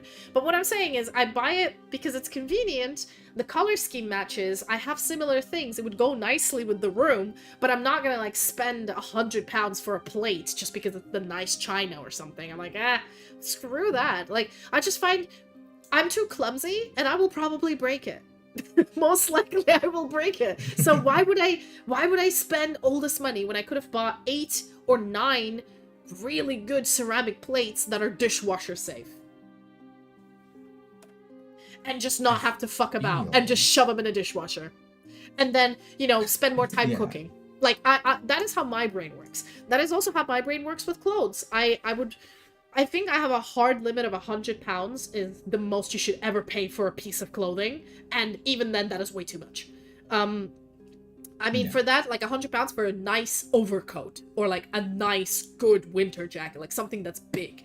£100 for a shirt? Fuck you. No, that's way too expensive. There's no need in hell you need that expensive of a shirt.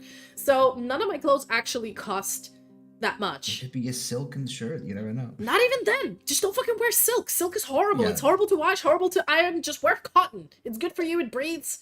Fuck you if you wear silk. Yeah. But do you see, like, my brain just and my boyfriend is also extremely practical like this. He puts his money into tech, but everything else he's like, I mean, it's good to have nice things, but life's too short to like, I have this good china, I've used it once on my wedding and never again. I'm like, that is such a waste of good china, because even if you try to resell it, who the like, maybe somebody will buy it off of you, but it's such effort. Just buy something you're gonna use. Like, I feel like this is probably just like a big cultural difference that has happened throughout like the generation, like because from what I feel like is everyone wanted the fancy things in the similar sense of like right now you could go ahead and say for like younger generation like the like overpriced, overexpensive clothes and whatnot.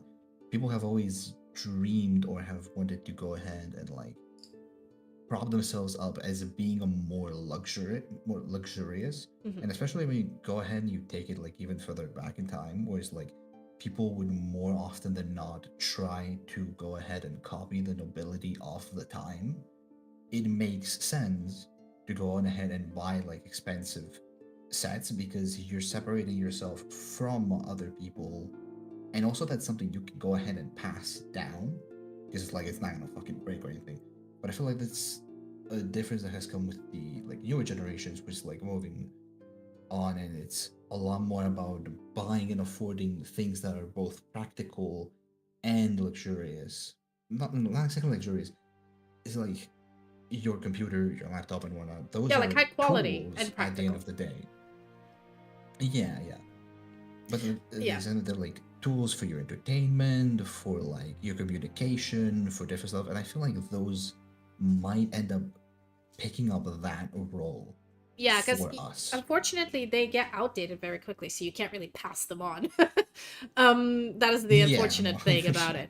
They cost a lot. Like as I said, I blew up my fucking month's salary on my computer, but I'm using it every single day, and I'm like, I would say I have no regrets because it's not something I bought and then left in the cupboard or left in the wardrobe for years and never touched. I feel like that is a waste of money, because if it's something that costs a lot but you use it every single day and you've used it for, example, I will give you an example. I'm the only branded thing I own of clothing is Timberland shoes, and the reason why is because I wear them every day. In winter, summer, spring, I have very cold feet, and my job requires closed-toe shoes. So Timberlands, I swear by them. They're comfortable. They look stylish whether I'm wearing a skirt, whether I'm wearing a summer skirt without, like, it's quite nice to have like a summer floaty pink skirt and a nice like blouse and then a leather jacket and black boots. It just looks cool, okay? It's my style. In winter, they're really good with like leggings and a shorter skirt, or with a dress, or with a leggings and a sweater. They look nice with everything, okay? They're universal shoes. I'm a woman, which is very scarily. I own quite a few pair of shoes, but I only wear like one. And the others are there for like, if I have like to go to a wedding, I have heeled shoes. Like I would not wear boots. I'm not that much of a freak. But what I mean is like, it's only for that reason. And I actually don't like, I get rid of a lot of pairs of shoes because I don't need them. So those Timberlands, I spend 110 or 120 pounds for a pair, right? But I wear them every single day, and usually they last me 2.5 years. That is a good investment, because I'm like, right, I know I spent a lot on these shoes, but I am using the shit out of them, so worth it. Especially if you're using them like every single day. Yeah, because it's like, it's something that like, or like I bought myself a good phone, or I have a Samsung like watch for timers. It's really useful in my work because I can immediately, without taking my headphones off, pause my audiobook when somebody's talking to me. Or for example, I need to set 8 different timers. Rather than pull out my phone, take off my gloves, do all of this, I could just use my gloves and then set it up on my wrist, and then the timer would vibrate without noise. And I'm like, perfect, my experiment finished here, and then I need to pick up this here, and there's like 8 different timers. It's amazing, like super useful. And it cost me 50 quid. And I'm like, a good investment. Every single day I use this thing. My mom also understands this, like if you use something a lot and you spend a lot of money on it, because it used to be like if it's expensive, it's high quality. Unfortunately, nowadays, that is not the case. Always. Yeah. A lot of the time, something is like anything I never understand luxury brands. Because it's a freaking leather bag. A same good high quality Italian leather bag, a good high quality, as long as it's not like Louis Vuitton or some shit. A good Italian leather bag would cost you, let's say, £80 or like $90, right? And it can last you years. Yeah. The same one with the same quality leather that is used for this bag, but because it has a freaking Chanel thing on it, would cost $3,000. And you're like, why? I do not understand that. And I guess it's just like... Yeah. But this is something that always existed. Always. And I never understood it. Yeah, yeah. And I find... but I find these days kids... Yeah. Passed on. Yeah. No, but kids these days as well, like, there's always part of the generation that is obsessed with... I call it clout. Clout chasing. Obsessed with, everybody has this new... I guess, or like, everybody has this new thing I've seen on TikTok. I must have it. Everybody has this, like... new hairstyle on TikTok. I must have it. I must be like everybody else. I've always, the entirety of my life, never felt the need to impress other people. I don't give a shit what people think about me. You hate me? You hate me. You like me? You like me. Great. Like, my life is not going to change depending on whether you like me or not. And so I think because of that, I've never really chased clouts. I've never really chased trends. Maybe some people would think, oh, you're such a weird hick wearing long skirts like a gypsy or whatever. Like, I know that's a bad word to say sometimes, but I don't know any different, like Romani, like like how do you European. I know. yeah, but I know like in the US and in England it's a slur word, and I'm like I didn't know this because in my language there's in Russian there's no other way to refer to the traveler people. There is no other word. It's just that one word, and I'm like, oh, okay, well, okay, cool. But in a way, that whole like stereotype that they wear very colorful and flowery, big, long skirts. Yeah. And so in school in like Russia, I've been just, they'd be like, oh, apparently it's considered to be not classy, I guess, or the same thing like people in like the villages wear, like in Russia, like it's practical clothing that's made out of cotton, but maybe it's not like. Minimalist. It's very, like, bright colors and a long skirt. I like that kind of clothes. They're comfy, they're pretty. In summer, they look great. And if you pair it with a nice white t-shirt, it, like, offsets the color explosion at the bottom of your body. Because you have a plain white shirt or a plain black shirt. And there you go. Nothing clashes. You can style it well. That's what I mean. You can style any kind of clothing well. Some clothing you can't save, but well, yeah. What I mean is I was gonna say not everything. Yeah, no, but even then, like, it's just I've been told like over when I go on vacation, I'm like, oh my god, you look so good. The outfit looks great. Like, are you like, is this like some sort of brand? I'm like, this shirt cost me $5. This skirt cost me $20, and this skirt I have had since I was 16 because my waist hasn't changed. My height, my weight, my ass has changed, but because it's a skirt, all that matters is waist, and waist hasn't changed. So I've had it for nigh on 14 years now, and they're like, I don't believe you. I'm like, well, keep on not believing me. I don't give a shit. Like, Because I know you can do this. Because I know you can make clothes look like they're expensive while actually them not being expensive. Why would you ever buy expensive clothes? Nobody could ever tell, unless they're professional. Yeah. Bam. Anyway, sorry, rant over. But, like, my mom is that same person. She has, like, the nice china. She has, like, the nice couches and the nice napkins that we take out once every year, like, New Year's Eve. And the rest of the year, you can't use them. You have to use regular ones.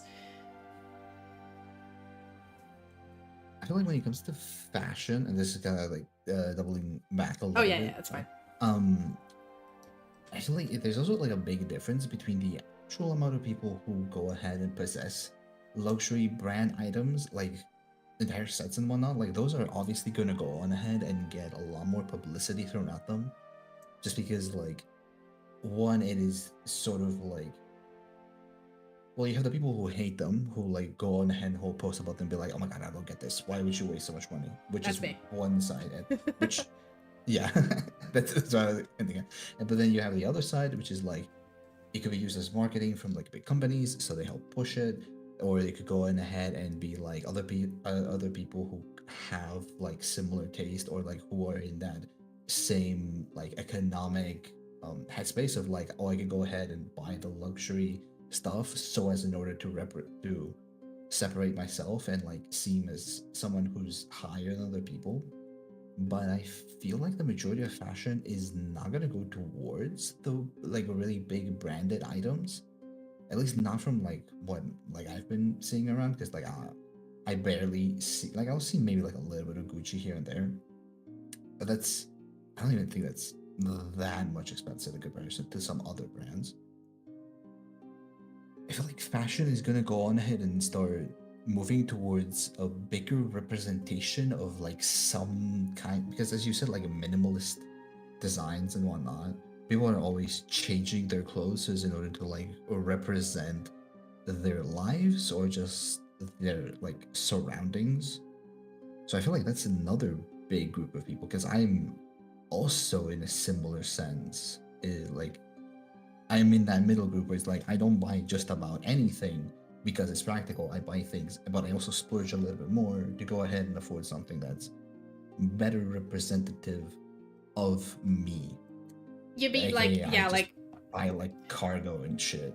yeah, I'm a big I have a big weakness to this. I'm a big novelty t-shirt obsessor. So if my like I watch a lot of Critical Role, so when the Critical Role shop comes out with a new t-shirt that costs 25 pounds, and I'm like, it's not worth 25 pounds, but it's by Critical Role, it's exclusive and I love it. Yeah, I'm weak to that kind of shit. And also, like, if Critical Role comes out, like, oh, this bathrobe that costs 60 pounds, but it's got embossing and it's engraved and it's really nice and it's like modeled about this character and it's actually good quality. Like, you know, it's not something that's gonna fall apart like from fucking Temu that costs you barely anything and then gets delivered and it's all like AI generated shit. Like, it's different. Like, I know what I'm getting from this brand. This, I would say, I don't shop there often, but like if I had to give myself a New Year's gift, or like if I had to suggest anybody if they want to gift me something, I'm like, go on this catalog. Literally buy anything off of this list. I will love it. Whatever is in your price range. Like I get putting prices on things like that they're bespoke. That's the word, bespoke. So it's unique. Only a certain like fan group has it. I guess Chanel and other places have a similar vibe. Like, because I think they're so big, we forget that they are bespoke fashion. However, Critical Role would never have a $3,000 shirt. They're not that ridiculous. They're gonna be like, yeah, no, okay. We may have a $3,000 dress, but that dress is the same one that one of the actresses was cosplaying in when she was playing like the wedding of one of the characters in a live show, and it's only one of those because it was custom made, and they're like donating it to charity. So whatever you pay, they're gonna give to charity, and you're gonna get this dress. That's okay. I'm like, that's fine. That's okay to put a $3,000 tag on it. Makes sense. That's a wedding dress that was fully custom made, worn by this actress once on this live show. That's it. And you're like, okay. Somebody needs a song, man.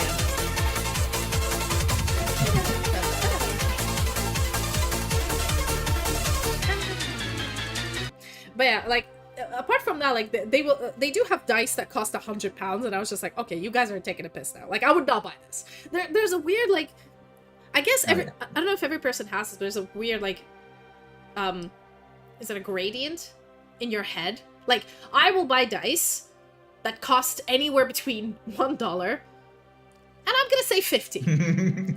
50, depending on the dice. That is way too much money. No, but depending on the dice, depending on the set, depending on what it is, I'd say the highest I would ever pay, ever, is 50. No more. And not just for one die, for a set. For one die, 20. If it's like one big die. But even then, no more than that. For clothes, I'm like, okay, I know that skirts cost anywhere from 15 to 40. But if it's above 30, I probably wouldn't pay for it. For like, for video games, 50 is the limit. And only for Baldur's Gate. Like, if a game is like Baldur's Gate, it's worth 50 pounds. right? It's worth $50. If it's a game like freaking Yeah. FIFA, I'm not gonna pay $50 for FIFA. FIFA can eat shit. Yeah, I wouldn't even play FIFA it. is not worth it. But I mean, like, you see what I mean. I don't know how this sort of scale of what's worth it and what isn't worth it has developed in my brain, and it might be a little bit skewed to other people, but it is like I do have it, and I'm like, I'm not willing to pay that much money for this, but I'm willing to pay the same amount of money for that thing, because that thing is worth that much money. But that scale would be very different person to person. Yeah, 100%. I mean, I guess also because of like the use of something, and Yeah. And I'm not talking about like electronics, because electronics are like a different thing. But Yeah. if it's a hobby, you're also far more willing to spend more money because it's getting both sentimental value, but like also practical value at the same time, because you're bound to use it if it's your hobby. I mean, I have a dice addiction. Sam, my boyfriend, has a Warhammer addiction. So he will pay crazy amounts for plastic. He's that man. Which he will then assemble, and he will paint, and he will play with, and he will use. But still, it's plastic. What is your plastic crack? What is your addiction? I am... That you can't explain. So broke, I cannot afford an addiction. Yeah. But if I were to say the one thing is, I genuinely like going on ahead and like trying to donate money to like people who I watch, like streamers and whatnot. That is the one other thing where, like, I have very little money in my savings right now, and it's a person's birthday, and I was considering buying them a game. If it were me, I would be like, you're not fucking buying anything with this money. Like, you cannot afford to waste this kind of money. But because it's them, I'm like, if it went on sale, if I could go ahead and like maybe get another person and we could like split the price a little bit, I would gladly go ahead and spend that extra cash. But like, I don't really care about dice. I don't really have any like people to play it with. It's been like 5 months since I last purchased alcohol. I only purchased this one for like tomorrow's event, and I ended up drinking it. I guess the only real thing I waste my money on is like food, because I'm like, food, yummy, tasty. I want to feel something. Listen, food, unless the only way to waste food is to go to a 5-star Michelin restaurant, pay $3,000 for a bill, and then get tiny, teeny little fucking quiches. Buying food, soul food, I do not consider that as a waste of money. That is my biggest, like, that is the thing, apart from rent, which takes up 40% of my paycheck, food takes the other 20%, and I do not regret a minute, because I am happy, okay? I will die tomorrow. I will have a fucking aneurysm. I'll get hit by a car. I'll get stabbed, most likely. This is London. But I will not regret a second, because I ate everything I wanted. I spent money on the things I wanted. So yeah, what if I don't have a future? Fuck it. Like, you know, it's this YOLO attitude just makes your life easier, man. You become less depressed, because then you realize, like, regretting things. Regret things if you've hurt someone, but actually don't regret those things. Go apologize. Go mend your fences. And even then, if you did everything humanly possible to apologize and mend the fences, and the other person just does not want to make up with you, don't regret it, because you actually did everything possible to, like, redeem yourself, and the other person decided not to forgive you. You did everything you could. Let it go. Maybe it's because I let a lot of things go in my life. I'm just naturally optimistic and sunny. I have been, like, a big self-loathing phase, and then, I don't know, I just got sick of it. I got sick of myself hating myself, so I was just like, you know what? I'm not gonna give a shit about anything anymore. And suddenly I was liberated. And by saying that, like, not giving a shit in a bad way, more like not caring. Like, I say something, I'm like, okay, this might offend somebody, and I'm gonna apologize in advance, but I'm gonna still say it, because, like, being too scared to say something, because, like, oh, but what if this person's worried? Ask them in advance, like, are you okay? Oh. Got a blood redeem. Oh, sorry. I'm pressing a bunch of buttons because I'm trying to put my... Right. One second. These are cute redeems. My phone is at 10% battery. Oh, no! Thank you. Not the battery. back to normal.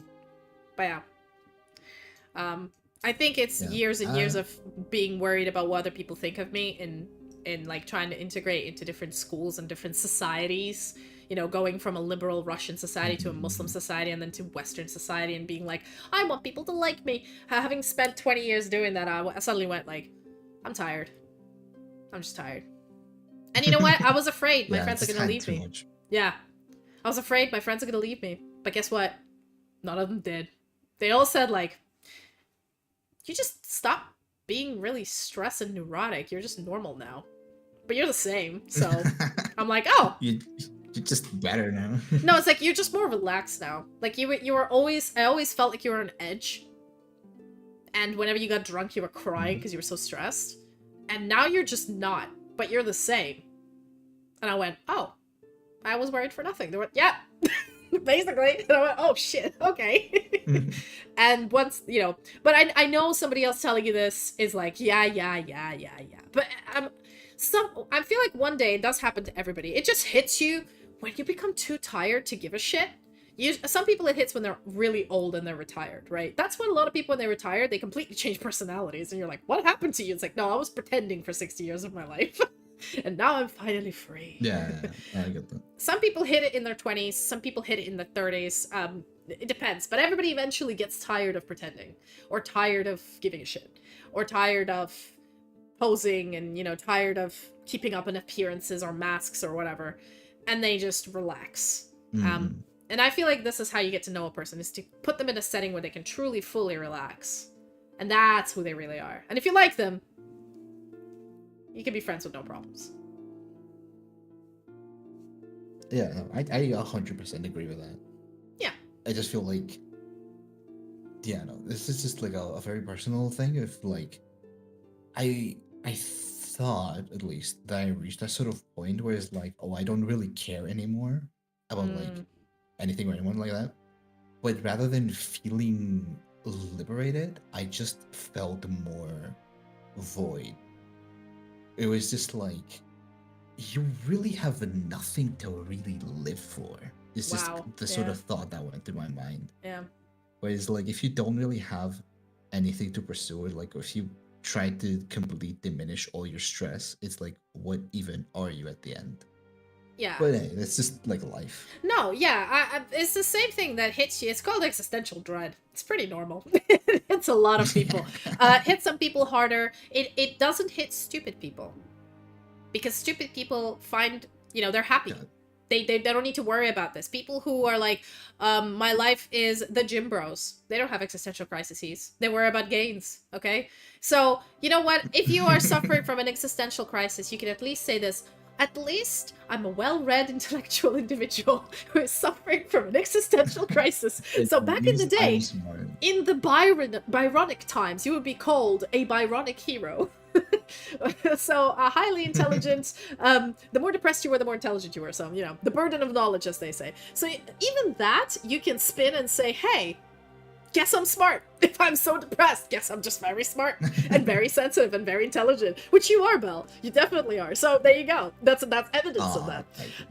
But I find, like, to me, I kind of got out of my slump because COVID was a really big opening time for me. It kind of, the isolation, I'm a very big social stressor. So when I'm at home on myself, I talk to myself a lot. I replay, I have a lot of, like, book writing ideas in my head, and I sometimes replay a character dialogue to hear how it sounds, and I'm like, ooh, would this sound really cool if it was a TV show? And then I just talk out loud, very loudly, in different languages, like a psychopath. Wow. Yeah. I used to be really ashamed of it. That's why I lived alone. And then I'm very lazy with cleaning. I do it when I have guests over, but I'm like, this is fine. This is fine. I mean, I should clean up probably. Sometimes I get annoyed, like today, and I just go on a clean spree for 4 hours. And most of the time I just leave it as is because it doesn't bother me, right? But obviously if you live with someone else, you have guests over, you can't have a really, really dirty floor. Like, it's just embarrassing, right? My mom would yell at me if I did that, so I have to clean. So I think most of my uncomfortable, like, I have to get out of my comfort zone, I have to do something, and I'm anxious and I'm worried and I'm depressed and I'm angry and I'm all of those feelings.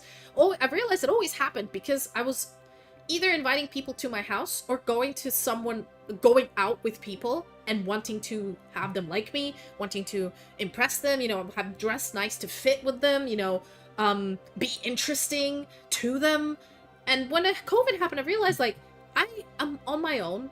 I don't need to impress anybody. I don't need to talk to anybody. And I genuinely am comfortable with myself as I am. Huh. And then, that kind of gave me a big, like, epiphany, like, what do I like? What makes me happy? And I realized watching TV series, fangirling over books, fangirling in general, playing video games, going into fantasy worlds. I love that shit. Some people would say it's childish. Some people would say it's escapism. Reading is making me super happy. I enjoy it. It gives me dopamine. Makes me happy. Food. Good food. Cooking sometimes. And sometimes it doesn't. It doesn't have to... You don't have to like something all the time, 24/7. You can take breaks from it. Yeah. And once I've found those things that, like, my therapy, like embroidery, playing video games, and streaming, in a way, it is for me. And once you found those things that you really make you happy, or increase, like, you were in a bad mood, you came home, you did something, and you realize an hour later your mood has improved, and you're like, wow, what happened there? That's something that you should do. And then the more you do of that, eventually when you're like, what is life for? What am I living for? You're living for those things. It's the idea that even if you, as I said before, get shanked in a London underground tomorrow, or you have an aneurysm, it's the idea that when I had the time, I spent it doing something I love, or I spent it with a person I enjoyed being around, or I spent it looking at things I enjoy looking at. I spent it listening to music I enjoy. Yes, I might have spent 5 hours fangirling over the new adaptation of this gay novel I really like that they finally made a TV show about. Oh my god, 5 hours of research on this shit. Those are not wasted 5 hours. Somebody else would say that is a waste of 5 hours. To me, that was a time well spent. And as long as you see that anything you enjoy and you do feels like time well spent to you, screw everybody else, to you can live for that. That's how I put it for myself. And, slowly but sure, it's still a work in progress. It never happens like in one day. But slowly but surely, I feel like the more you build your own environment that you live in, all of the external bullshit that gets thrown at you, as long as you have like a little safe haven to come back to, whatever it is. It could be books, it could be streaming, it could be a favorite restaurant, it could be a favorite dish you make, it could be a dog, could be a boyfriend, could be a girlfriend, could be anything, could be friends. Some sort of a safe haven, that all this bullshit crap, where you can relax and be yourself. If you have that, that is something you can live for. And that's something I live for. I don't have any, like, big lofty goals. I don't want to save the world. I don't want to earn the most. I don't want to... It'd be nice to have my own house, but, like, fuck it if it ever happens. Yeah, for sure. So, I don't know. And again, I'm not preaching. This is just personal journey, because I do relate to the existential dread. And I still have it. It never goes away. It's just muted by a lot of happy thoughts that I make myself think. That's nice. That's nice. Yeah. I feel like... Because I have found a thing that that at least made me feel a whole lot more whole, or just like a lot more calm, and that was whenever someone would come around, I would be the only one in the house, and everything would go by my clock. And that solace that I had is one of the very few times where I genuinely felt like at peace. Like, I felt like I wasn't being pushed around by the world.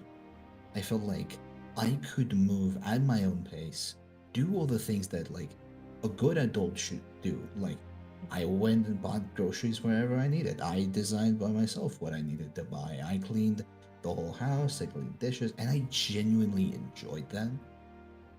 I feel like there's a very big push by everyone else around me trying to shove me into, like, how the world is moving, what I should be doing and whatnot, when I myself can't really see myself in that time.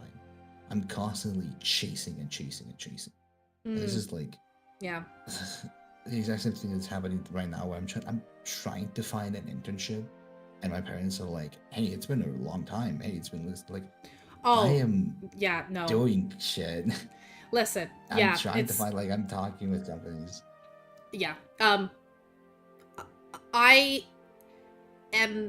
relate to this because in my case, when I was in the UK and I was looking for PhD studentships for jobs, I was also constrained by the fact that I was on a visa. And whenever your previous job ends, you'll usually have about a month before your visa expires and you have to go back to your country. So I had to find a job. Any job. Yeah. A job that pays so that I can pay rent. A job that that can sponsor my visa. And I had to do it in that month. And honestly, I was super lucky. Like, it was a pressure that everybody else would be like, you need to relax, it's fine. And I'm like, no, I can't relax. You have no idea. The stakes. I am not going back to Jordan. There's no way. I'm not living with my mother again. I love her, but I'm not living with her. And so I feel like the desperation, I feel that. the desperation pushed me like crazy. And also, I don't know why, I do realize that the majority of my life has been just lucky. I do not take any credit. It is, a lot of it is, yeah, I did put effort in, but the majority is I just lucked the fuck out. And, you know, it's not taking the luck for granted, and as long as you do that, accept it and take it, because it doesn't happen all the time.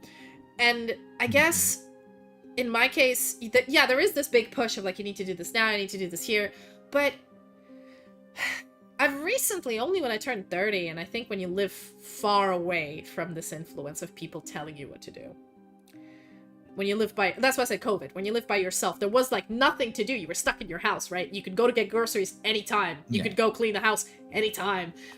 Your job still had to pay you, which was nice. But what I mean is, like, you didn't have like this push. And I was isolated on my own as well. When I did have calls from my mom, I could always just like mute it or something. If it's starting to piss me off, I just like, I can't put my phone down and stop talking to her because she'll get sad. But she doesn't really want me to reply. All she wants me to say is, oh, really? Wow. She just wants this, okay? She just wants somebody to talk at. Yeah. So sometimes I just put it, like, lower the volume and then occasionally say it. And when I hear, like, I hear, like, her slowing down, I'm like, okay, she's winding down. The phone's gonna end soon. I should probably clock in a little bit so she doesn't suspect anything. And I've done that through the entire COVID and it was great. I mean, she's just needed to talk at somebody, just a bitch. And I was like, great, you need somebody to talk to? Amazing, but I'm busy, I don't want to deal with this, so I'm gonna do other things while you do this. But when I hit 30, I sort of realized, maybe it's because when you hit 30, you're like, oh, epiphany, I'm old now. I'm middle-aged, kind of. Well, pre-middle age. Not really. Yeah, not really. Not anymore, but it feels like you are. It feels like there's like, it feels like you should feel something at 30. And I did feel like it slightly before, but maybe you need to do what you gotta do. You gotta hustle to survive. That is how life is. None of us were born with golden spoons in our mouths, unfortunately for us. So we have to all hustle. That is the truth. Sure. Some have to hustle more than others because of certain circumstances. Some have to hustle less. But everybody has to hustle, right? Everybody has to work for their bread. And a lot of the time when you work for your bread, you have to do things you don't like. That's you know, that's just life. However, yeah, but in addition to that, sometimes if something is making you truly fucking miserable, is it really, like, if you can afford to, is it worth it pursuing that? Like, to me, I've realized that the whole, like, I've not taken a break longer than 2 weeks from study or work for the last 15 years. Or longer. Like, I've always been busy doing something. And every vacation I had, I always spent going home to see my parents or going on vacation elsewhere. And the vacation that I mean is a day where I would run to a museum, run to this. Like, I've never had a lazy vacation. And then one time, I've taken a week off work to just chill at home. And I've realized that, oh my god, I've always felt like I'd be wasting time doing this, but this was so good for my mental health. Like, I was like, oh my god, I get it now. I get it why people stay at home to just chill for a week and not talk to anybody. And this was great. Just me and the dog and my computer. Oh my god. Like, you know, and it's okay. It's okay. And my mom keeps calling me and saying, like, oh, you said you went on vacation. Where did you go? And I said, nowhere. I was at home. She's like, oh, well, that's a waste. And I was like, you know what? No, that wasn't a waste, Mom. That was a great time. I had a great time. No, if it... Especially if it helps you, like, unwind, because... Yeah.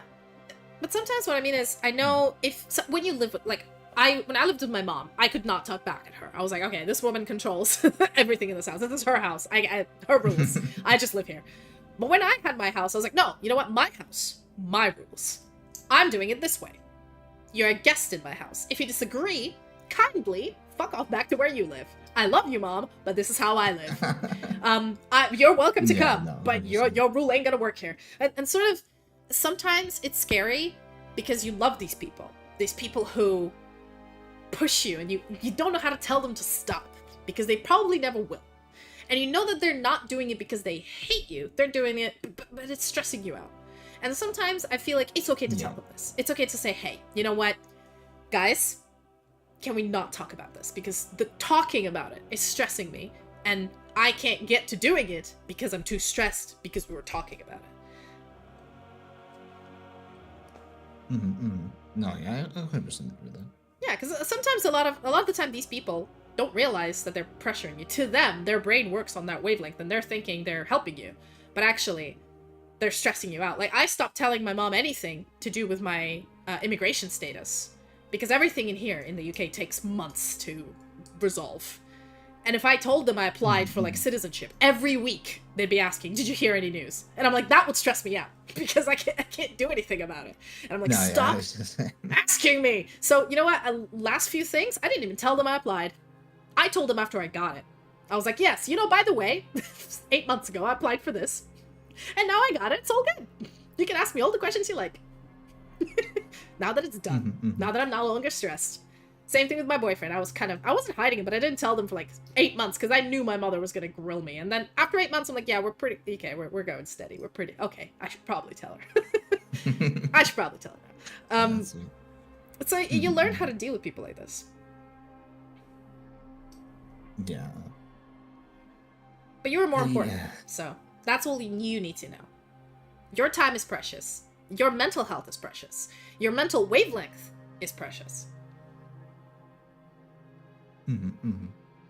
And so if you're done, if you can't handle something anymore, just say it. As long as you don't say it rudely. Most of the time, people are not gonna get offended if that's something you're afraid of doing.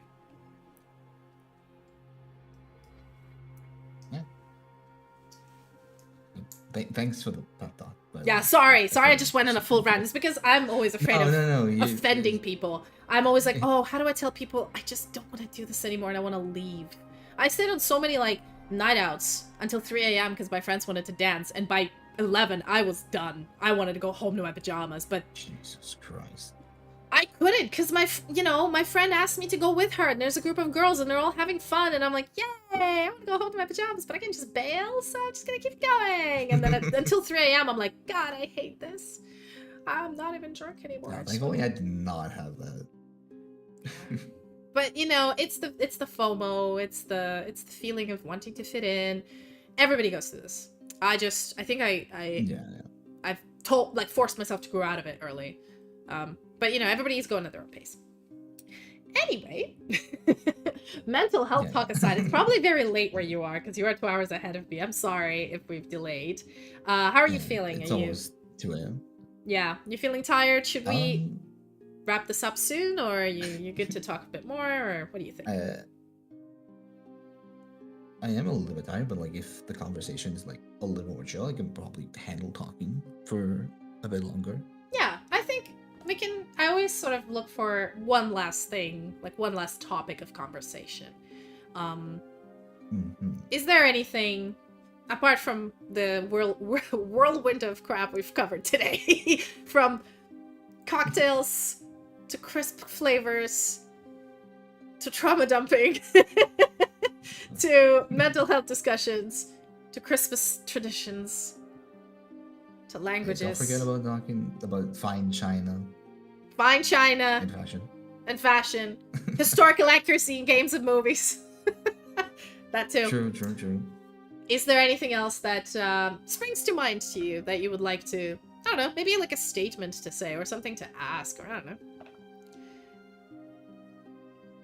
Yeah, wait, you're really putting me on the spot here. If you're blanking, I can do it. A flashbang on my Yeah, okay, I can do it. I always do it in case, like, as I said before, I feel like sometimes I'm a steamroller, and while there's a conversation, I can, like, steamroll over people with a lot of stuff that I have in my head. So I always make a mental note to like, yeah, you've been talking for like 20 minutes now. Ask them if they want to say something. If they have wanted to say something while you were steamrolling, this will be their chance to be like, finally, she shut up. Okay, this is what I want to say. And if and if they were happy with you taking the initiative and talking, this is the point where you ask them, and if they say no, you can carry on. And I'm like, yay, let's go. So yeah. Very smart. Very, very well organized. Sorry? Yes, I'm. Well, you say that it's mostly because it's years of my actual good friends telling me, Nat, shut the fuck up, please. And I'm like, oh, sorry. Got it. It's fucking crazy. Holy shit. No, I don't think I could ever tell that to a friend. I've asked my friends this because I said, like, my ADHD is so severe, I have 80 billion thoughts going through my head, and I need to vocalize them. And if no, like, I talk to myself at home to get it out. So if nobody stops me in public, I will just keep going. So somebody stop this train, even if it's rudely. Like, hey, shut up. And I'm like, great. Like, I do not take offense. And I said this in advance, so, you know. Can I ask you this question? You've told me you like anime. Of course. What? Of course. Not in order. You know, you don't have to rank the first or the third. What are your top 3? Or what's your favorite genre of anime? Top 3 anime. So if I start talking about this, it's gonna become trauma dumping again. But my most favorite series ever is Danmachi. Danmachi. I've heard of it. Let me look it up. The English version is it wrong to pick up girls in a dungeon? The title might be a little bit more misleading than the overall premise. I think I've heard of it, It resonates very deeply with me. It has been one anime that I have, like, I'm gonna say this, it reached me in like a very weird point, which is like, I feel like a lot of other like media pieces, it really can't do that because of like the whole premise of the protagonist wanting to be a normal, like, quote-unquote traditional hero, like the one who saves the damsel, the one who's like powerful, the one who saves his friends and whatnot. And I think that was like a very big inspiration of me while growing up. That's why I'm saying it's gonna become trauma dumpy. Then I would say probably my second most favorite, although I wouldn't say the anime, I would say like more like the manga, the story is Tokyo Ghoul. Oh, I love Tokyo Ghoul. It's so good. Yeah. It is extremely well written. I never really got to the end parts, mostly because they became a little bit too much. Because like whenever you have city destroying abilities, I kind of lose the plot. I'm like, this is too big of a scale for me. But like, I really, really like the way they handled the protagonist. I really like the way they've sort of pushed, because like majority of anime doesn't really do all that much to show you how a person kind of breaks down. I can recommend a good manga to you for this called Berserk. It is. I have read Berserk. Fucking Berserk, man. Berserk. It is so good. So good. Sorry, it's because I read it recently. I feel like seinen manga, rather than shonen, but seinen manga are the shit. Like, aimed for an older like group. Usually they have the good fighters. Yeah, I feel like there are more and more seinen coming out as time goes on. Yeah, very which is good. Cool seeing the industry like grow up alongside the people who were like watching and reading that sort of stuff. Yeah, it's very nice.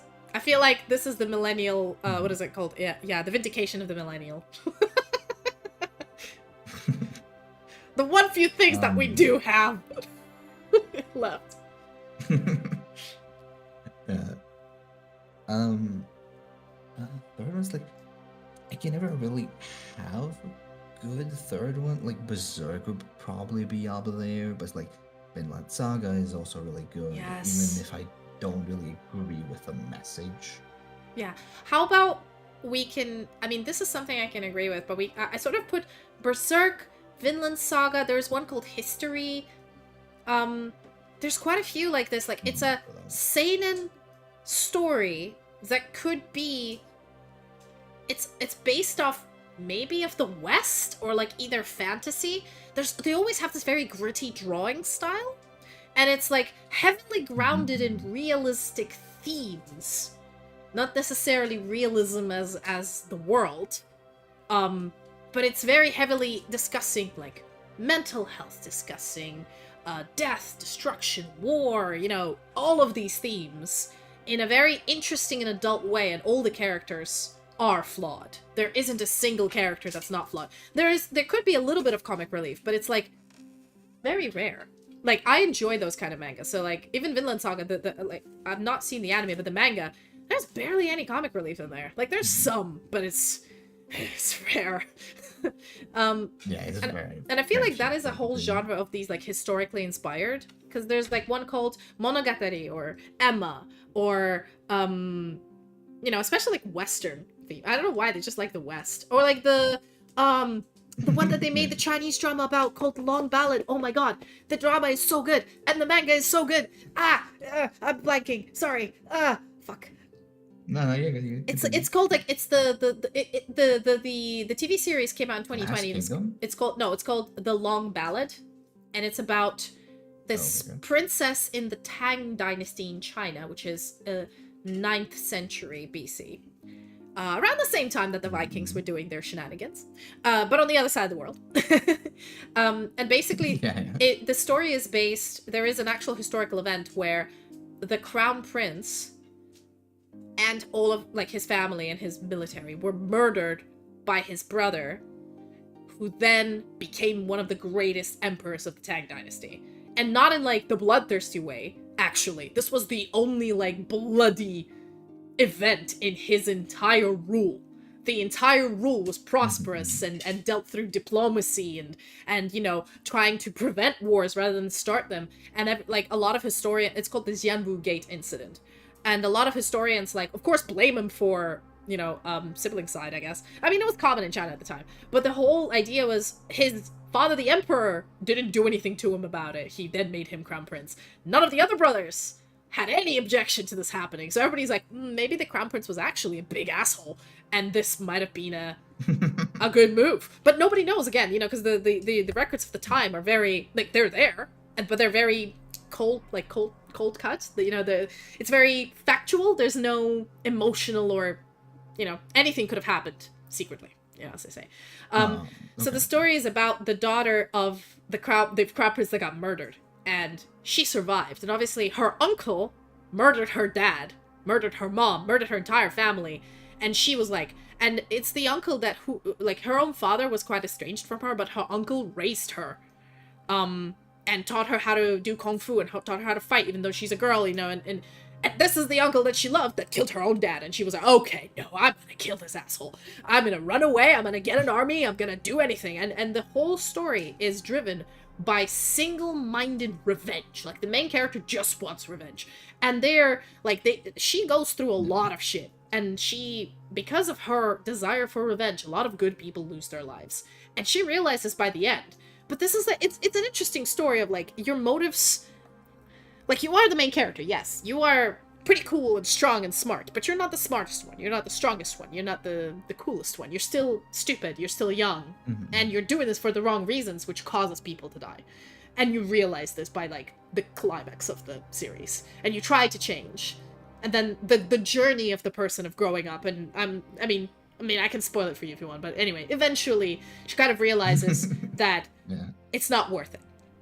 I mean, she meets the love of her life, blah, blah, blah, you know, all this stuff happens, lots of cool shit and details, but basically she realizes that this revenge she's been holding on to, this hatred, it's not worth it. Sometimes you just need to let things go. And I feel like that is the entire premise of this entire novel. Like, you can waste your entire life doing something and eventually even get it, but you're not gonna be happy. Sometimes if you have let this go years ago, you would have been happy. You'd be so much happier. And it's this, like, I think that lesson, I think, is really, like, resonated with me. But yeah, so it's based off of the Chinese manga, It's also called, I think, the Ballad of Chunga, or the long ballad. If you look it up, you'll probably find it. It is pretty good. So I'd say like these kind of genres which give you a good life lesson in a brutal way. Again, Berserk. But also, yeah, and have action and wars and military movements and shit. If I may though, I would like to interject with a different sort of, how can I say it is a lot less seinen. I think I know which one is my third most favorite, and yes. it hit me like a fucking lightning bolt for a moment. And this might come off very, very different to what I had before, but it's called Love, Chinibiyo, and Other Delusions. And it is a romantic comedy, which is about this. Well, it starts off with like the main hero who is like trying to change himself. It is like his first year of high school. He's trying to change himself from his like past edgy self and whatnot. The tuning yourself. Girl, yeah. From being a Chibiyo. But there is this Chibiyo girl who's like there at the school and she learns and whatnot. And I have to say, it's only 2 seasons, but it is really, really good. It is. I feel like it's a very good way of trying to go on ahead and like explain to people that just because something may be out of place and because something might be different, it is better to go on ahead and understand yourself and accept yourself for who you are, what you like, and like even more so with the people around you. Because the whole thing is that like he eventually goes on ahead and he like kind of like restores his ways, but it is far more so about stopping others from trying to Chunibiyo the main the female main lead. Yeah, and it is really good. It is really comforting. It is cringy a lot of times because that's like the whole point, but it is about accepting that those sorts of feelings. Embrace about the yourself. cringe. It is like embrace the cringe. Yeah. It's like even if something makes you cringe, it makes you feel whatnot. It's like it's still a part of you, and at the end of the day, if it makes you feel better, it is far better to like accept it rather than trying to fit some kind of a mold that you were like, never supposed to be. Yeah, that's a great message. That's a great message. Mm-hmm.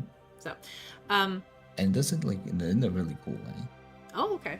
I'll put it on my list, on my enormous fucking list of things to watch. But yeah, I guess I'm always drawn a lot more to historical ones, like as I mentioned before, stuff that's grounded in history. And I feel like Chinese, like Korean dramas do this, but the Chinese dramas do it so much better. And to be fair, I think Chinese dramas are actually super excellent at getting the right historical period and timing correctly. I do find that Korean dramas, unless they're seguks, which are the ones that are set in Korean history, they're kind of not that great, wishy-washy with their story and like with their historical accuracy. I think they focus more on like, we want the main leads to have a romance, and even if we have to break the historical continuity, we'll go with it. While the Chinese dramas are like, yeah, romance is good and all, however, this emperor did this on this year, that's not fucking changing. This is happening. I don't care if the main characters are in love. They're gonna have to wait. We're doing military movements. And I'm like, the autism is strong with this one. I love it. Give me more. Give me more. Warhammer. You're just sitting there like, total war. Let's go. Maybe it's because I'm older now and I'm like, yeah, all this flowery rom-com shit. No thanks. However, I'm like the complete opposite with that because I love rom-coms. Oh no, I still love them. Comfy little. Yeah. I love them as long as they're gay. Like anything LGBTQ related, I'm like, yes. I feel like if they're a straight rom-com is like too basic for me. This is the thing. There's so much of it. There are some really good ones, but I need them to be spicy. Like that's what I mean.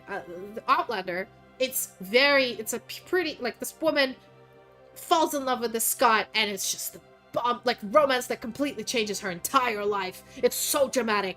However, it's time travel into Scotland in 18th century. Okay, that is the spice that comes with the romance, okay?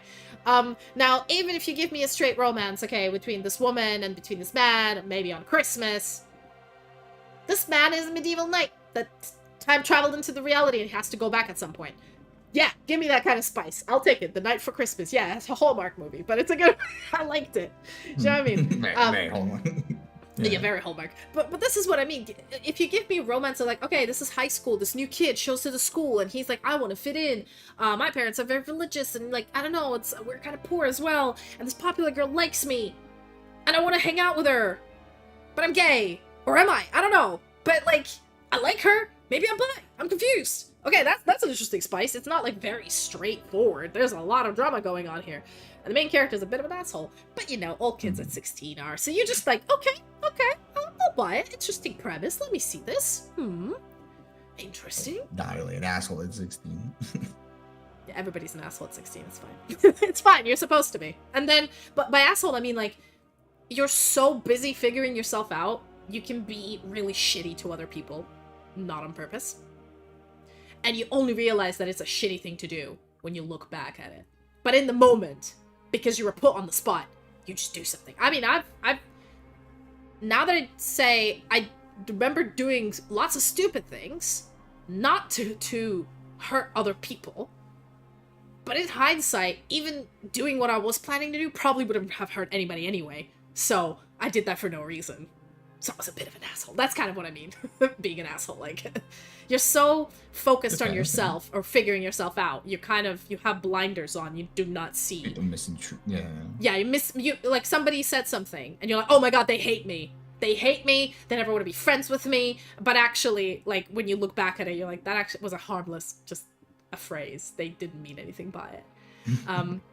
You overthink a lot. That's the thing at 16. And so this overthinking can cause a lot of misunderstandings and that can hurt people inadvertently. And a lot of teenage dramas are like rife with this shit.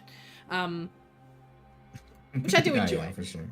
I do enjoy watching. Okay. My guilty pleasure. Just put it in the back. Like, one of my favorite guilty pleasures is also watching things like Modern Family or Malcolm in the Middle or like Young Sheldon. I'm a big sucker for family dramas.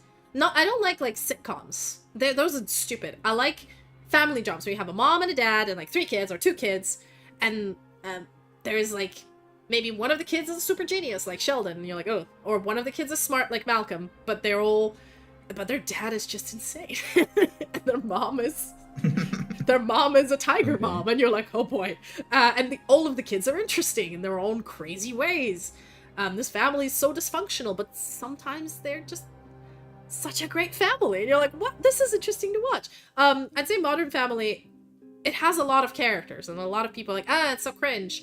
But I found it surprisingly, like, in the background when it's running while you're doing something else, like drawing or doing some art, it does have surprisingly really nice storylines that pan out in an interesting way. Like, characters behave like people. They don't behave like, right, I'm gonna write this character. This character's broody, so they're gonna be broody through this entire scene. You know, these people act like actual people. You know, I don't know. Yeah, okay. I shared my guilty pleasure. I might be. It's your turn. Yeah, it's fine. I can actually my guilty pleasure. I'll not say it then, but I love rom-coms. I am a big fan of rom-coms, and even for like slice of life. I don't know why. I feel like also rom-coms, even though they may seem very basic, the ones that I watch, the ones that I read, I don't really watch them. I tend to mostly read them.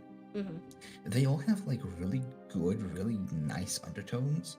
Like, there was one about, which I unfortunately cannot read because it got fucking DMCA'd, the place I used to read it. It was like about this human child in this, like, the world was like starting to get like monster people inside and whatnot, and it was about this human guy and this werewolf girl. And up until that point I had read, it is mostly about the guy sort of like settling into himself, or like he's very much like an empty container that there are things inside, but like it's not filled. He doesn't really have any strong personality features or anything that he can really extrude outwards, but it is through his interaction with the other like monster, half monster, half like human creatures, and especially like the werewolf girl, that he sort of ends up becoming more himself and ends up like filling that container in with like different things. There's there was one about like that one is probably my guilty pleasure because it doesn't really have any good entrance. It's just like a delinquent girl and who's like effective. She can't really say her feelings towards this guy, and then like at the start she is like using him, but like later on she like realizes like, oh my god, I have feelings for him, but she thinks the guy hates her. So she's trying in this like a really weird convoluted way to get him to like her while not breaking her facade of being this delinquent. There's like um Don't Toy With Me, Miss Nagatoro, which was all about like the male lead getting more more self-esteem and like standing up for himself more, and also standing up for, because like the girl originally starts off being kinda his bully. um the few starting episodes are kind of hard to watch, I will not lie. It is kind of bullying, not like a bad, like an extreme thing like you might see in some like other ones, but it does they live with it. um I really like reading rom-coms, and there are a lot of them. There are some that I hate. There was one that ended extremely fast, and it had the worst ending ever. Like the male lead and the female lead ended up dying and going into this school of the dead in hell or something like that, and the male lead was like trying to like fix himself and understand that his narcissism and like his own like things are pushing him further and further away from being with the girl that he likes, but the girl just ends up going with a different character and they just ended. And it's like, what message were you trying to pass here with this thing? Don't be a narcissist. Like, what is the message, man? That's what I'm trying to figure out, because it's like he's like figuring himself out, and he's taking small steps with the people surrounding him to be less of that person. But in the end, she just finds someone she likes, kind of. I mean, the whole interaction was like really quick, and the other character was sort of played up to be this super elegant guy, and it just ends really abruptly. And I'm just like, they probably just lost interest. I don't know, there definitely more if I search the edges of my mind, but I don't want to go ahead and take up the whole talk. Yeah. I mean, I was trying to... You like slice of life. There was one that I found that's not fantasy at all, but it's really interesting. I can't remember what it is. I know the premise. There's this tall, kind of delinquent-looking boy, but he's a manga artist. And then there's this girl with orange pigtails that finds out he is, like... Everybody's scared of him in school, and she finds out he's a manga artist, and she's, like... becomes friends with him, and eventually they fall in love. But it's like, I found like the premise is pretty basic, but then when I was watching it, the soundtrack, the voice acting, the pacing, I don't know, it was so good. It was just a very well made slice of life rom-com, and it was genuinely funny. If I can remember the name, I will send it to you. I'm trying to get back. I have a tracker called Kitsu. I haven't watched anime in like 10 years, but I still have a tracker, so I'm trying to find the name for the anime to give you. But if I may, how does the idea of a female warrior teleporting forward in time in a rom-com sound to you? Because that is one that I have had on the back burner that I've been reading. A female warrior teleporting in time? Forward? Yeah, she goes forward in time, and I think it takes place in like modern China, and she is she's taken in by this guy, and he's like trying to teach her how to be like a more modern person, but like some things end up getting any kind of time slip drama I'm in love with. Anything to do with people going back in time or people going from back in time into the modern age, love that shit. Whether it's comedy, whether it's tragedy, whether it's drama, whether it's romance, I'll take it. Whether it's isekai, Not sure if I'll take it. It's all good. I think the biggest thing though is just like it doesn't really like the majority of the times it's just like there's this big space of time and like the main protagonist is like just trying to make her understand like, hey, you might never go back to what it was, but like you should live now for the people in the past. Yeah. Like, I can say you can decide it for yourself. Yeah, if you send me the name, I'll take a look. Mm-hmm. I'll just send you my whole ass site. Yeah, it's pretty good. If you just do it on Discord, that'll be fine. Yeah, you got it. Awesome. Well, it's getting pretty late. I think this is a good place to sort of wrap it up. We've talked about anything and everything, and this was a nice sort of finalized top 3 like favorite anime and genres to watch. Well, I'll see you tomorrow. Get some sleep. Yeah. See you in a couple of hours. Yeah, no, see you in like 8 hours. No. No. 15 hours. See you in 15 hours. There we go. I have to read it. See how late it is? I can't even math. I got a PhD and I can't even math. But yeah, 15 hours. I mean, I will, for anybody who joins later or if people can't make it or whatever, I will try to explain the rules of the game when everybody's there. They're pretty self-explanatory. It's the kind of game that, like, I mean, if you played it before, it's easy. And if you never played it before, once you play 2 rounds, you're like, ah, I see how this works. And if anybody else has played this game more than me, feel free to stop me, because I've only played it once. And there are rules in the mod, but this is just for fun. Alright, do you have anybody you would like to raid? Anybody you know who's currently streaming from your list? I always ask people so I can expand my list of people I follow. I do have someone that we could raid. Well, actually, there are 2 people, so I'm not trying to think which one would be like the best one for you. Yeah. Personality-wise, obviously.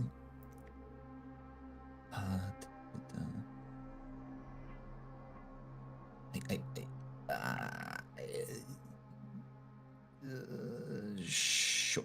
We can go with Nugget. Yeah, if you send me their at, I will put them. I'll set up the raid. Yes. Okay. Well, I don't think I can be in their stream for that long. Okay. Let's see. They streaming. Follow New Vegas. Oh yeah, don't follow them. That's good. All right. I do a raid message using Frosty Tools, so feel free to do that one if you like.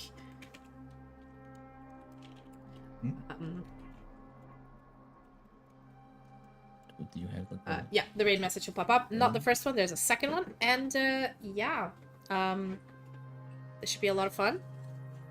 And I've had a lot of fun chatting to you. It's really great to know you better. These are I find these are yeah. Sorry, what were you saying? No, thank you so much for reminding me. Thank you for allowing me to be here, even though I wasn't like quite so talkative. No, this is fine. I mean, these are mostly for me to just yap about random topics and be like, what do you think?